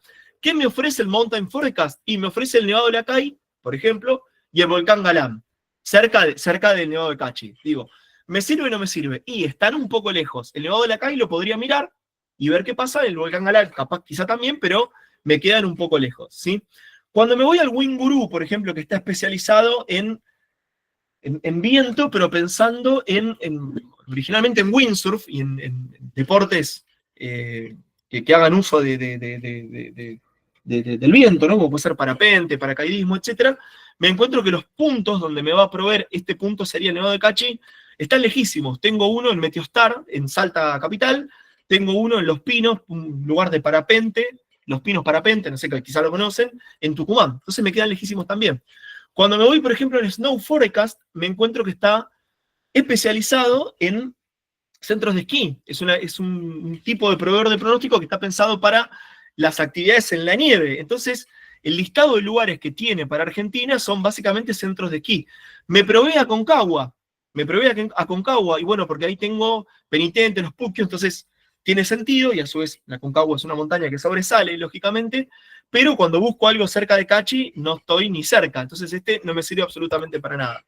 ¿Está bien? Y ojo con esto, ojo, que por ejemplo yo busco, no sé, en Meteofor, busco Cachi, clima en Cachi, y me tira un clima y de repente me manda a otro Cachi, me manda un Cachi en Costa Rica. Entonces, ojo, que tener coherencia, esto que respondía recién cuando decía de los pronósticos del MeteoBlue, ver bien que estemos, sobre todo si mi montaña se llama San Martín, ¿no? Yo lo busco por el nombre de la cumbre, Libertador San Martín, y hay que ver qué Libertador San Martín me está indicando, ¿no? Puede ser, o se llama, no sé, Santa Rita. Hay muchísimos lugares poblados o montañas que se llaman Santa Rita, entonces tener cuidado de no estar errándole directamente a la localización que estoy buscando, ¿no? Entonces, bueno, ¿qué podría hacer con el Nevado de Cachi frente a este problema? Bueno, tomo Meteorred, creo que Viviana decía Meteorred, yo uso bastante, Meteorred me parece que es bastante digno. Entonces, trato de buscar ubicaciones cerca del Nevado de Cachi que me provean información, ¿sí? Para el Nevado de Cachi, Meteorred no te da un dato concreto, no te da un buen dato para la cima de la montaña, ¿sí? Pero me va a dar información, por ejemplo, para Alumbre, para Santa Rosa de los Pastos Grandes, para La Poma, para Cachi, para Payogasta, para otros lugares también que están cerca, pero digo, por ejemplo, tomo estos 4, ¿sí? Y a partir de ahí yo podría analizar la altitud que tiene cada uno de estos lugares. Por ejemplo, Cachi tiene en promedio 2.340 metros, mientras que Santa Rosa de los Pastos Grandes tiene 3.940. La Poma 3.020, Alumbre 2.940, etcétera, ¿no? Y sé que la cumbre del Nevado de Cachi, la cumbre principal, tiene 6.380 metros, ¿sí? Luego tengo las distancias que las puedo medir. 31 kilómetros, 29, 32, 58. Santa Rosa está más lejos, entonces va a ser un dato más alejado de lo que me interesa a mí, ¿sí? Y luego lo que voy a poder hacer es analizar, esto lo puedo analizar hora por hora, con muchísimo detalle, por supuesto, los pronósticos, esto lo hicimos como un ejercicio cuando estuvimos ahí en La Porta, en Uracatagua hace poquito, me daba ese día que lo miramos, lo hicimos ahí en el momento, me daba, por ejemplo, que en Santa Rosa de los Pastos Grandes había una temperatura de 1 grado bajo cero. Y en La Poma me daba 7, y en Cachi me daba 12, y en Alumbre me daba 6. ¿Sí? Y a su vez yo tengo las altitudes y puedo aplicarles este criterio de descenso de la temperatura por comportamiento adiabático, ¿sí? Y podemos imaginar que por lo menos va a descender 6 grados cada 1000 metros. Entonces tengo acá el diferencial, sabiendo que el Nevado de Cachi tiene 6.380, puedo ir y construir, adaptar datos que no están pensados para ese cerro, adaptarlos para ese cerro puntual, incluso en las diferentes altitudes. Yo puedo saber qué temperatura podría ser a los 5.000 metros en el anfiteatro Kuhn o en Las Pailas, ¿está bien? Entonces, por ejemplo, sé que en Santa Rosa de los Pastos Grandes, el pronóstico que me está dando está 2.440 metros de donde yo estoy queriendo averiguar ese dato. Y por tanto, cuando le aplico esta regla de los 0,6 grados cada 1000 metros, cada 0,6 grados cada 100 metros o 6 grados cada 1000 metros, me da un ajuste de 14 grados,6.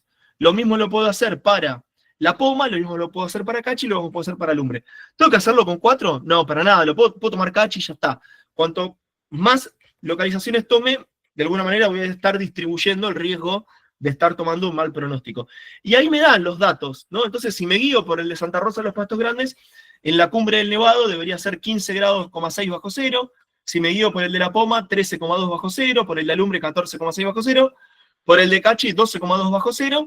Y esto me da un promedio más o menos de 13,9 grados bajo cero. Pero si se fijan, todos van más o menos lo mismo. Entonces, sería, yo diría, casi imposible que en la cumbre del Nevado de Cachi, en este momento que se captó este pronóstico, hicieran 5 grados bajo cero.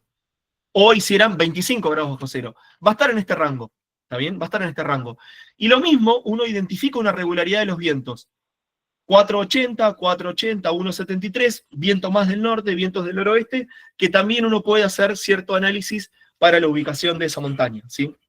Un poquito más complejo, pero también se lo puede hacer. Bueno, esto lo voy a pasar un poquito más rápido. Meteorred, al estilo Mountain Forecast, para cada lugar me va a dar mucha información desagregada, algunas cosas que quería marcar van a ver este tipo de esquema, no sé si, creo que Viviana me saltó el cartel, creo que sí, usaba Meteorred. Bueno, ¿qué quiere decir, por ejemplo, cuando me da este dato que dice 1 milímetro, 70%? ¿Quiere decir que va a llover en el 70% de la superficie? No, eso quiere decir que cada vez que hubo iguales, similares condiciones atmosféricas a las que estamos previendo que va a haber para las 17 horas, ¿sí? Llovieron en un 70% de las veces 1 milímetro. Me está dando una probabilidad de que, digamos, sobre la base de cómo viene siendo hasta ahora, qué espero que pueda suceder con estas condiciones atmosféricas.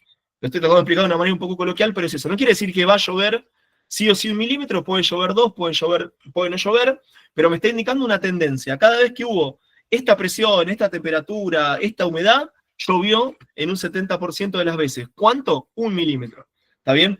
Nos va a dar Meteorred una cosa interesante que es viento de base, o sea, el viento regular y las rachas. Las rachas nos interesan muchísimo a nosotros por cuestiones de seguridad.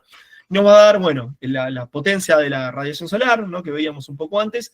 Nos va a dar horarios de salida y puesta del sol, esto nos proveen los celulares, los GPS también, y nos va a dar el calendario lunar, que es interesante para ubicarnos también con las posibilidades de iluminación durante la noche.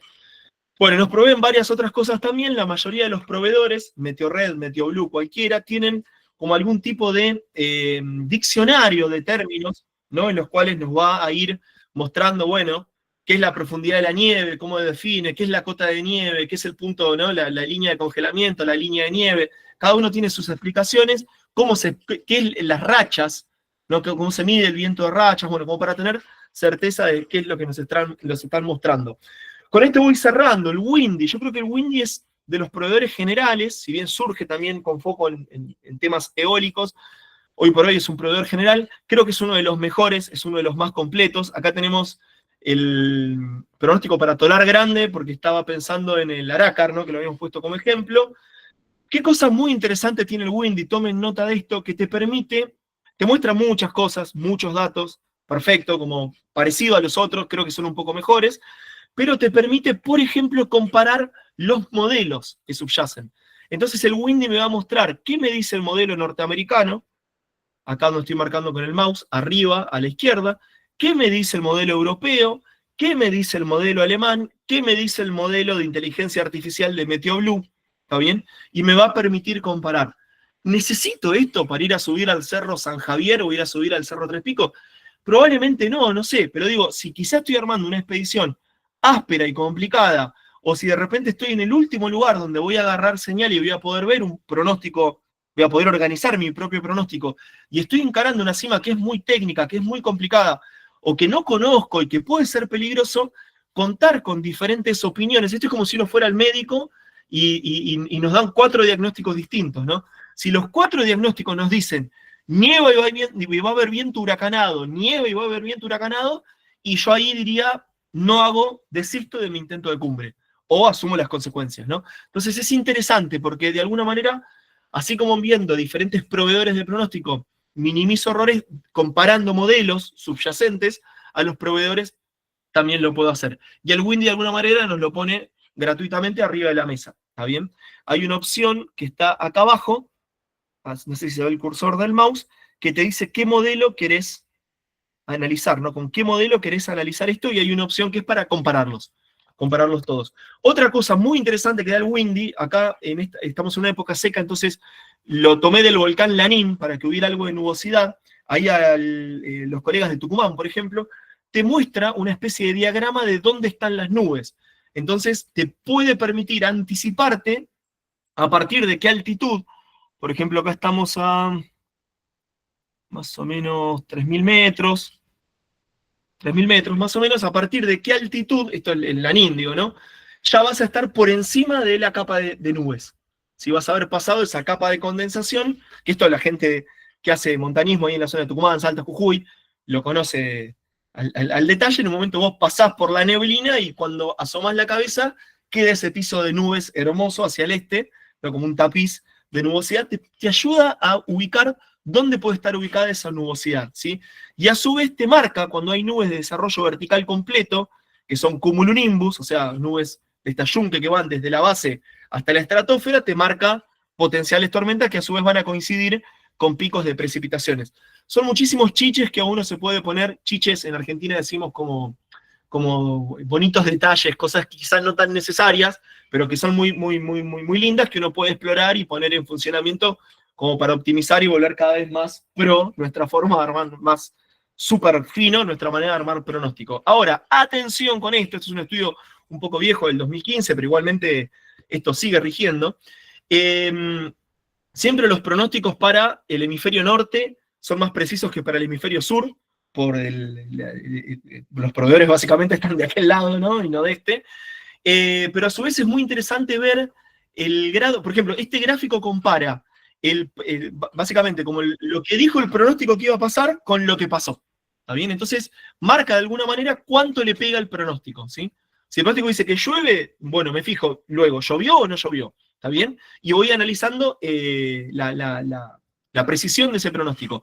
Me encuentro con que cuando y esto vamos viendo, estos son pronósticos a 3 días, a 5 días, el que está en rojo, a 7 días, el que está en marroncito, en amarillo, en ocre, y a 10 días, el que está en gris, ¿sí? Y a su vez, la línea de abajo es hemisferio sur, la línea de arriba es hemisferio norte. Eso no les importa tanto. Han ido mejorando mucho en el hemisferio sur durante los últimos 20, 25 años. Pero bueno, me voy acá al año 2015, que es los últimos datos que tenemos.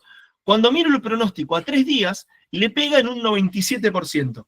Si miraban el estudio, nos marca 97%. O sea, de cada 100 veces que me dice que llueve, a 2, 3 días, 97 llueve. De cada 100 le pega a 97. Y eso es un montón. ¿Está bien? De acá a mañana, de acá pasado mañana, de acá a 3 días como límite, el pronóstico es muy preciso. Cuando miro un pronóstico que es, por ejemplo, a 7 días, le está pegando en un 65-70%. ¿Está bien? Ya ahí hay un margen de error muy grande. Y cuando miro un pronóstico que está realizado a 10 días, que por ejemplo Meteorred nos lo brinda, a veces lo miramos y decimos, pinta bien, bueno, le pega en un 50%. ¿Qué quiere decir que le pega en un 50%? Es una moneda al aire. O sea, le pega como no le pega. ¿Está bien? ¿Para qué me sirve? Y ese pronóstico de 10 días, y para ir viendo la tendencia. Cuando me indican que hay una lluvia y voy viendo si esa lluvia se mantiene, vieron que a veces dice llueve el domingo y se va corriendo el lunes o se adelanta el sábado, puede servir para eso, pero la aposta de los pronósticos es al corto plazo. Todavía no tenemos modelos matemáticos lo suficientemente potentes y completos, ni la densidad de datos que necesitaríamos para poder hacer una previsión a 7 días que sea realmente precisa. ¿Está bien? Tiene un margen de error como muy importante. Por eso es tan importante actualizar el pronóstico hasta último minuto o en los lugares donde pueda llegar a lograr una rayita de conexión. Yo estoy haciendo un ascenso, no sé, por ejemplo, al Nevado de Cachi, y en un momento estoy, no sé, en algún lugar a los 5.500 metros, y me suena el celular porque agarra señal, puede ser muy importante meterme un segundo en el Windy, o meterme un segundo en alguno, y ver si las condiciones que me marcaba de pronóstico que había visto 2, 3 días atrás siguen siendo las mismas, o se ajustó algo. ¿Por qué? Porque ese dato que estoy obteniendo a mañana, mañana es mi día de cumbre, yo tengo un dato que es a un día de distancia, va a ser mucho más preciso que el que tuve hace 3, 4 días atrás, por este mismo motivo. ¿Está bien? Bueno, vamos medio redondeando y vemos algunas cosas sueltas. No todos los proveedores y de pronósticos son iguales, hay diferentes especializaciones, esto ya lo dijimos. Es importante realizar un seguimiento de la meteorología local, pero también regional, ir viendo qué pasa con las grandes masas de aire, ir viendo si viene lloviendo, se viene acercando esto o no. Y después decimos esto, no ir a la montaña con el pronóstico más actualizado de lo que pueda, lo más cercano a mi momento crítico, si es el intento de cumbre, o si es, no sé, el momento en el que voy por el filo, ¿sí? Hay maneras de manejar los datos offline, porque imagínense que yo miro un pronóstico, no sé, como esto, y me voy a la montaña y cuando ya pasaron 3 días no me acuerdo nada, me acuerdo que más o menos iba a llover, pero me voy a olvidar de todo. Entonces ahí uno llevará su libretita que anotará en las horas de máxima relevancia para nosotros, en los días de máxima relevancia, qué nos decía ese pronóstico del viento, de las precipitaciones o de la temperatura, como para poder más o menos ver si nos ponemos las botas dobles, si salimos más temprano, esperamos un poco más para no sufrir tanto el frío, esquivar el viento, etc. Pero a su vez hay maneras, esto la verdad que por la hora ya no puedo llegar a hacerlo, hay maneras de codificar el clima y pasar en mensajes tipo telegrama, pronósticos con alguien que esté con un handy en un campamento base, ¿sí? Entonces, por ejemplo, yo estoy subiendo el Nevado de Chañi, por ejemplo, y llego a Casa Mocha, no sé si han ido, hay un lugar muy, muy hermoso, está Arnaldo Chulcho y también un guía muy recomendable. Y ahí hay un lugar, una piedrita, que uno la tiene que conocer, pero te subís y solés agarrar señal, ¿está bien? Y quizás tenés un familiar que se quedó en el Moreno, en el pueblito abajo, a unos cuantos kilómetros más abajo, que ahí está el wifi del pueblo, que uno lo puede conectar en la plaza. Entonces te conectás por handy, en algún momento más arriba, y te pasa 5 o 6 datos esenciales de tu día de cumbre con 2 días más de actualización. Y te los pasa de una manera que te puede decir la hora, la dirección del viento medida en grados, está bien, la temperatura máxima y mínima, las rachas del viento, viento de base y racha. Entonces te dice, por ejemplo, 9, 285, 3, menos 3, 7, y te pasa simplemente números que luego vos ya sabés que es el horario, la dirección del viento, la velocidad del viento base, la velocidad del viento racha, la temperatura máxima, la temperatura mínima. Y una nota rápidamente, como si fuera un telegrama, y te vas con un dato a la montaña. Eso como para tener en cuenta, necesitas a alguien que te haga de pie. Sí, las nubes. Bueno, estamos con las últimas diapositivas. Las nubes, tenemos 3 tipos de nubes, como en 3 escalas, y tenemos los cúmulos, los cirrus y los estratos, y tenemos el apellido Nimbus, que es lo que nos marca lluvia. Esto no nos vamos a meter. Les dejo por ahí sí un link al Cloud Atlas, si quieren estudiar nubes y analizar y tratar de entender qué nos anticipa cada nube. Esto es un mundo muy lindo, pueden ver ahí además con imágenes y todo. Sí nos va a interesar esta nube, la nube mala, la nube temida, la nube monstruo, que es el cumulonimbus, que es la nube de tormentas, es la nube que genera rayos, es la nube que genera granizos. ¿Está bien? Esa nube es una nube que nosotros vamos a tener que evitar en la montaña, como se evita en la aeronavegación. Por ejemplo, los aviones nunca pasan por los cumulonimbus, salvo que no les quede ninguna otra alternativa. Los cumulonimbus tienen un proceso de desarrollo, un proceso de maduración, y luego de disipación son nubes convectivas, nubes como que se van agregando, y ahí es muy importante cuando nosotros estamos en la montaña, quizás estamos subiendo hacia el Cerro del Bolsón desde Tucumán, y estamos ya a 4.500 metros y vemos que vienen los coliflores de los cumulonimbus acercándose desde el este, y yo los tengo que ir mirando, y tengo que ir viendo si a las 9 de la mañana cómo están, se van a desarrollar más hacia el mediodía, hacia la siesta, ir viendo si se acercan, cuánto se acercan, y qué comportamiento tienen, si voy viendo rayos, para poder anticiparme a eso, ¿no? Son nubes que generan rayos, son nubes que generan precipitaciones torrenciales, en ocasiones con granizo, y son nubes que generan ráfagas de viento muy potentes ahí en lo inmediato, en la zona inmediata. Otras nubes que nos van a indicar vientos muy fuertes en las cumbres son las nubes lenticulares. Las nubes, acá hay una imagen del Cerro Tres Picos en la provincia de Buenos Aires, que es un cerro bajito. Son nubes que se explican por los propios comportamientos tipo FON que veíamos, ¿no? Estos comportamientos orográficos, que a veces dejan como nubes mellicitas, que las llamamos nubes de rotor, y uno puede ir viendo. Cuando uno detecta eso en la montaña, suele ser un indicador, un síntoma de que va a haber mucho viento en esa zona de cumbre o en esa zona de filo o de paso, ¿sí?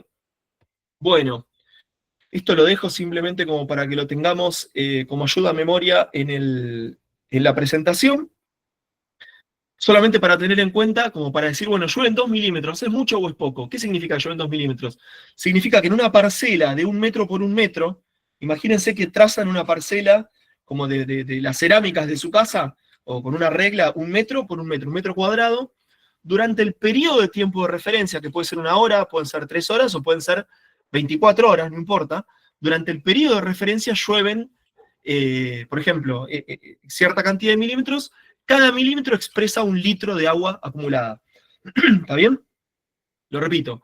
Si me dice que van a llover, por ejemplo, como está acá en el gráfico, 2,4 milímetros de 8 a 9 de la mañana, quiere decir de que por cada metro cuadrado de suelo yo voy a tener 2,4 litros de agua. 2,4 litros de agua es como si fuera una botella grande de gaseosa volcada ahí. ¿Es mucho o es poco? Bueno, ahí ustedes podrán evaluar. Es una lluvia importante, pero no solamente uno debe evaluar cuánto me mojo, cuánto no me mojo, sino cómo puede afectar por escurrimiento superficial en la generación de aludes o en las crecidas de los ríos. Sí, la gente de la Yunga esto lo tiene muy sabido, muy estudiado, pero si yo veo, por ejemplo, que en un lapso de tiempo de 3 horas llueven 30 milímetros, 40 milímetros, no es solamente que va a haber 30, 40 litros de agua en ese cuadrado de 1 metro por 1 metro, sino que esa agua después para algún lugar va a correr, obviamente algo va a infiltrar, sí, correcto, pero no va a dar tiempo, es una lluvia torrencial, muy, digamos, en un periodo de tiempo muy corto, y eso va a drenar, va a tender a drenar hacia las colectoras de agua y puede ser muy peligroso, ¿sí? Con la nieve, más o menos la cuenta que se hace es, el equivalente de 1 milímetro de agua es 1 centímetro de nieve, ¿sí? Más o menos el equivalente de precipitación. Puede ser una nieve más densa, 0,35 centímetros, máximo 1,5, pero más o menos hay una relación ahí. Bueno, el viento se analiza desde donde sopla. Estos son ya diapositivas sueltas. Vamos 5 minutitos más, así nos queda en la grabación para después poderlo mirar. La escala de Beaufort nos puede permitir esto. ¿Quién se lo va a acordar? Digo, pero no sé, yo lo he estudiado, está bueno, uno mirando el comportamiento de una bandera, de las hojas de un árbol, o de un elemento que suelto en el aire, puedo más o menos tener un dato proxy, como una variable aproximativa de cuánto viento está haciendo, ¿no? Si son 50 kilómetros por hora, ¿está bien? Luego, atención, que el viento suele venir presentado en nudos, muchas veces, a veces aparece con estos dibujitos, que son la simbología de los nudos, ¿no? Ahí hay que tener más o menos una relación de que un nudo es como, un nudo es algo así como 2 kilómetros por hora, un poco menos, pero más o menos 2 kilómetros por hora, o sea que si yo tengo una banderita que me marca 50 nudos, es que es un viento terrible, está bien, como para tener algunas ideas básicas de que no nos sorprendan. Y esto es muy interesante, que me imagino que quizá Héctor algunas cosas va a mencionar, cómo juega el viento en la sensación térmica, el viento en la percepción de la temperatura en nuestro cuerpo, ¿sí? Entonces, por este mismo proceso de enfriamiento, decimos cuando algo se descomprime, pierde temperatura. Cuando yo tengo humedad en la piel, siempre nuestra piel tiene humedad y el viento la azota, hace que se genere ahí como microevapotranspiración y sintamos muchísimo frío. Muy interesante porque, por ejemplo, a ciertas temperaturas que quizás no son tan extremas, por ejemplo, una temperatura de 15 grados bajo cero, ¿sí? Si yo tengo un viento que es de 50 kilómetros por hora, esa temperatura va a ser de 29 grados bajo cero. La percepción va a ser de 29 grados bajo cero. Y esto no es solamente que siento frío, o sea, me congelo, ¿está bien? Entonces acá hay esta tabla suele ser muy usada, no es tan mecánica ni tan matemática, pero me indica cuántos minutos puedo pasar yo sin tener los guantes puestos, por ejemplo, en esta combinación de temperaturas y vientos antes de que empiece a sufrir un proceso de congelamiento. Así que me empieza a ver afectado en mis extremidades, las orejas, la nariz, sobre todo los dedos de las manos, de los pies. Entonces, si tengo, por ejemplo, 30 grados bajo cero sin viento, bueno, es una cosa, pero si tengo 50 kilómetros por hora, estoy ya en 50 grados bajo cero. Imagínense que los tiempos, por ejemplo, de congelamiento ahí son muy rápidos, 5 minutos. ¿Está bien? Rayos, ¿qué podemos decir de los rayos? No mucho, o muchísimo, podríamos hablar muchísimo. La zona de la Puna es peligrosísima con el tema de los rayos, hay como un epicentro de descargas, es una zona bastante plana, entre comillas, relativamente, pero es muy común los accidentes con los rayos, lastimosamente. Todos los que andamos en la Puna conocemos gente que ha sufrido algún accidente con los rayos. En casi todas las localidades hay registro de alguien que fue alcanzado por un rayo, una realidad como muy triste, es muy, muy peligroso, a veces no dan tiempo. Hay una regla que usamos que es poder calcular la distancia. El rayo, acuérdense que se compone, o se lo puedes agregar en el trueno, que es el sonido, y el relámpago, que es la luz que desprende, ¿no? Esa descarga de energía, esa descarga eléctrica. Y la luz se mueve a la velocidad de la luz, lo cual a nuestra realidad objetiva es casi algo automático por las distancias que manejamos, o sea, se genera esa luz y la vemos en el acto, o sea, no transcurre tiempo prácticamente.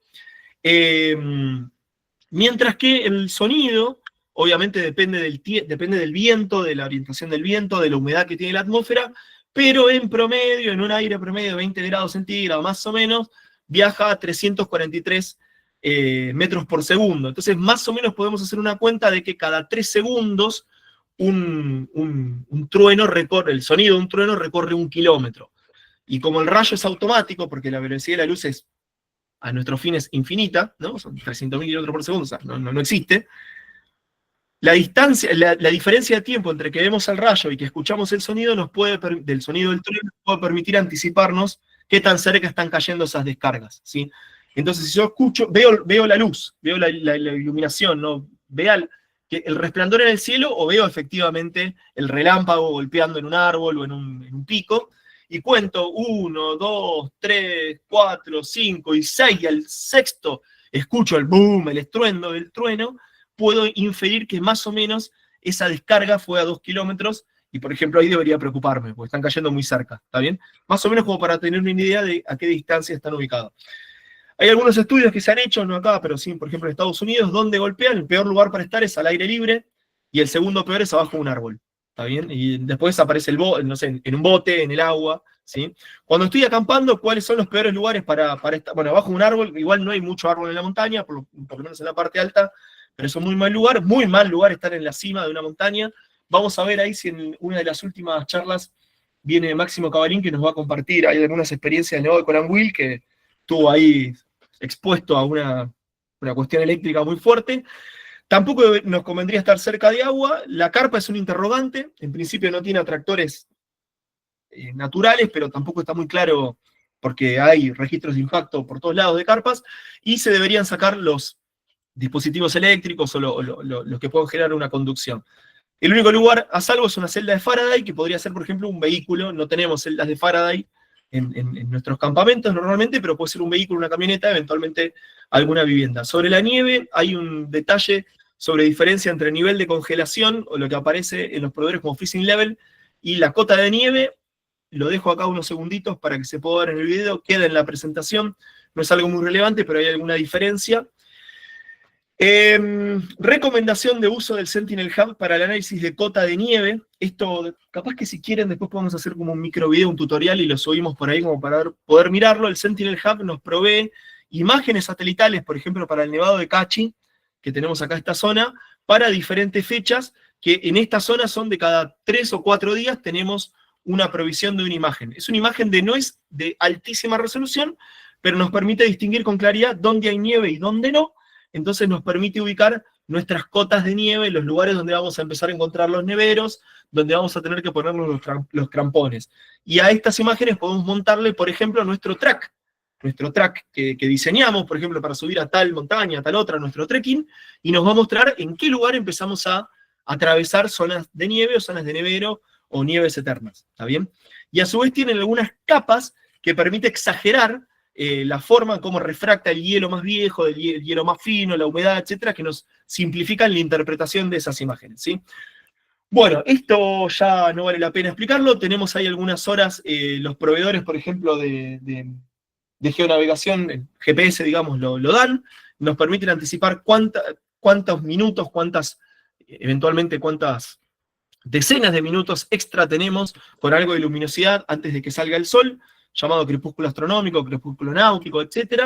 Y lo mismo con el claro de luna. Nosotros podemos ver en nuestros calendarios que nos da el GPS, también nos lo provee Meteorred, cuando tenemos luna llena y podemos salir a las 4 de la mañana quizás sin usar linterna. Tenemos que tener ahí atención a que no nos quede la luna atrás del cerro, ¿no? Entonces esa luna es una luna que puede estar en una fase de luna llena pero no va a iluminar, pero bueno, puede ser muy interesante. Y lo último, hice una experiencia el año pasado que me llamó mucho la atención. Subí desde Tilcara hacia la zona de Campo Laguna, a oscuras, a la noche, y subí sin linterna todo el camino, iluminado por el resplandor de un pueblo que está bastante lejos, que se llama Sumay Pacha. Entonces los que son de la zona lo van a ubicar, es una población de, no sé, 2.000, 3.000 habitantes como mucho, pero es tal la oscuridad de la montaña y tal la ubicación de ese pueblo respecto a mi ruta, que me daba un resplandor, cual claro de luna, no tanto, pero cual claro de luna, que te permite a veces ubicar en terreno, y es algo que uno eventualmente podría usar también para su planificación. Bueno, 45 me pasé un poquito. Bueno, vamos a hacer una pausa, quería tratar de llegar, no tenemos mucho tiempo para preguntas tampoco. Vamos a hacer un cortecito y darnos unos minutos para recobrar el aliento, para prepararnos para la charla que tenemos ahora a las 8, que va a estar excelente, no tiene desperdicio. Bueno, voy a parar la grabación como hacemos siempre para no extender de más.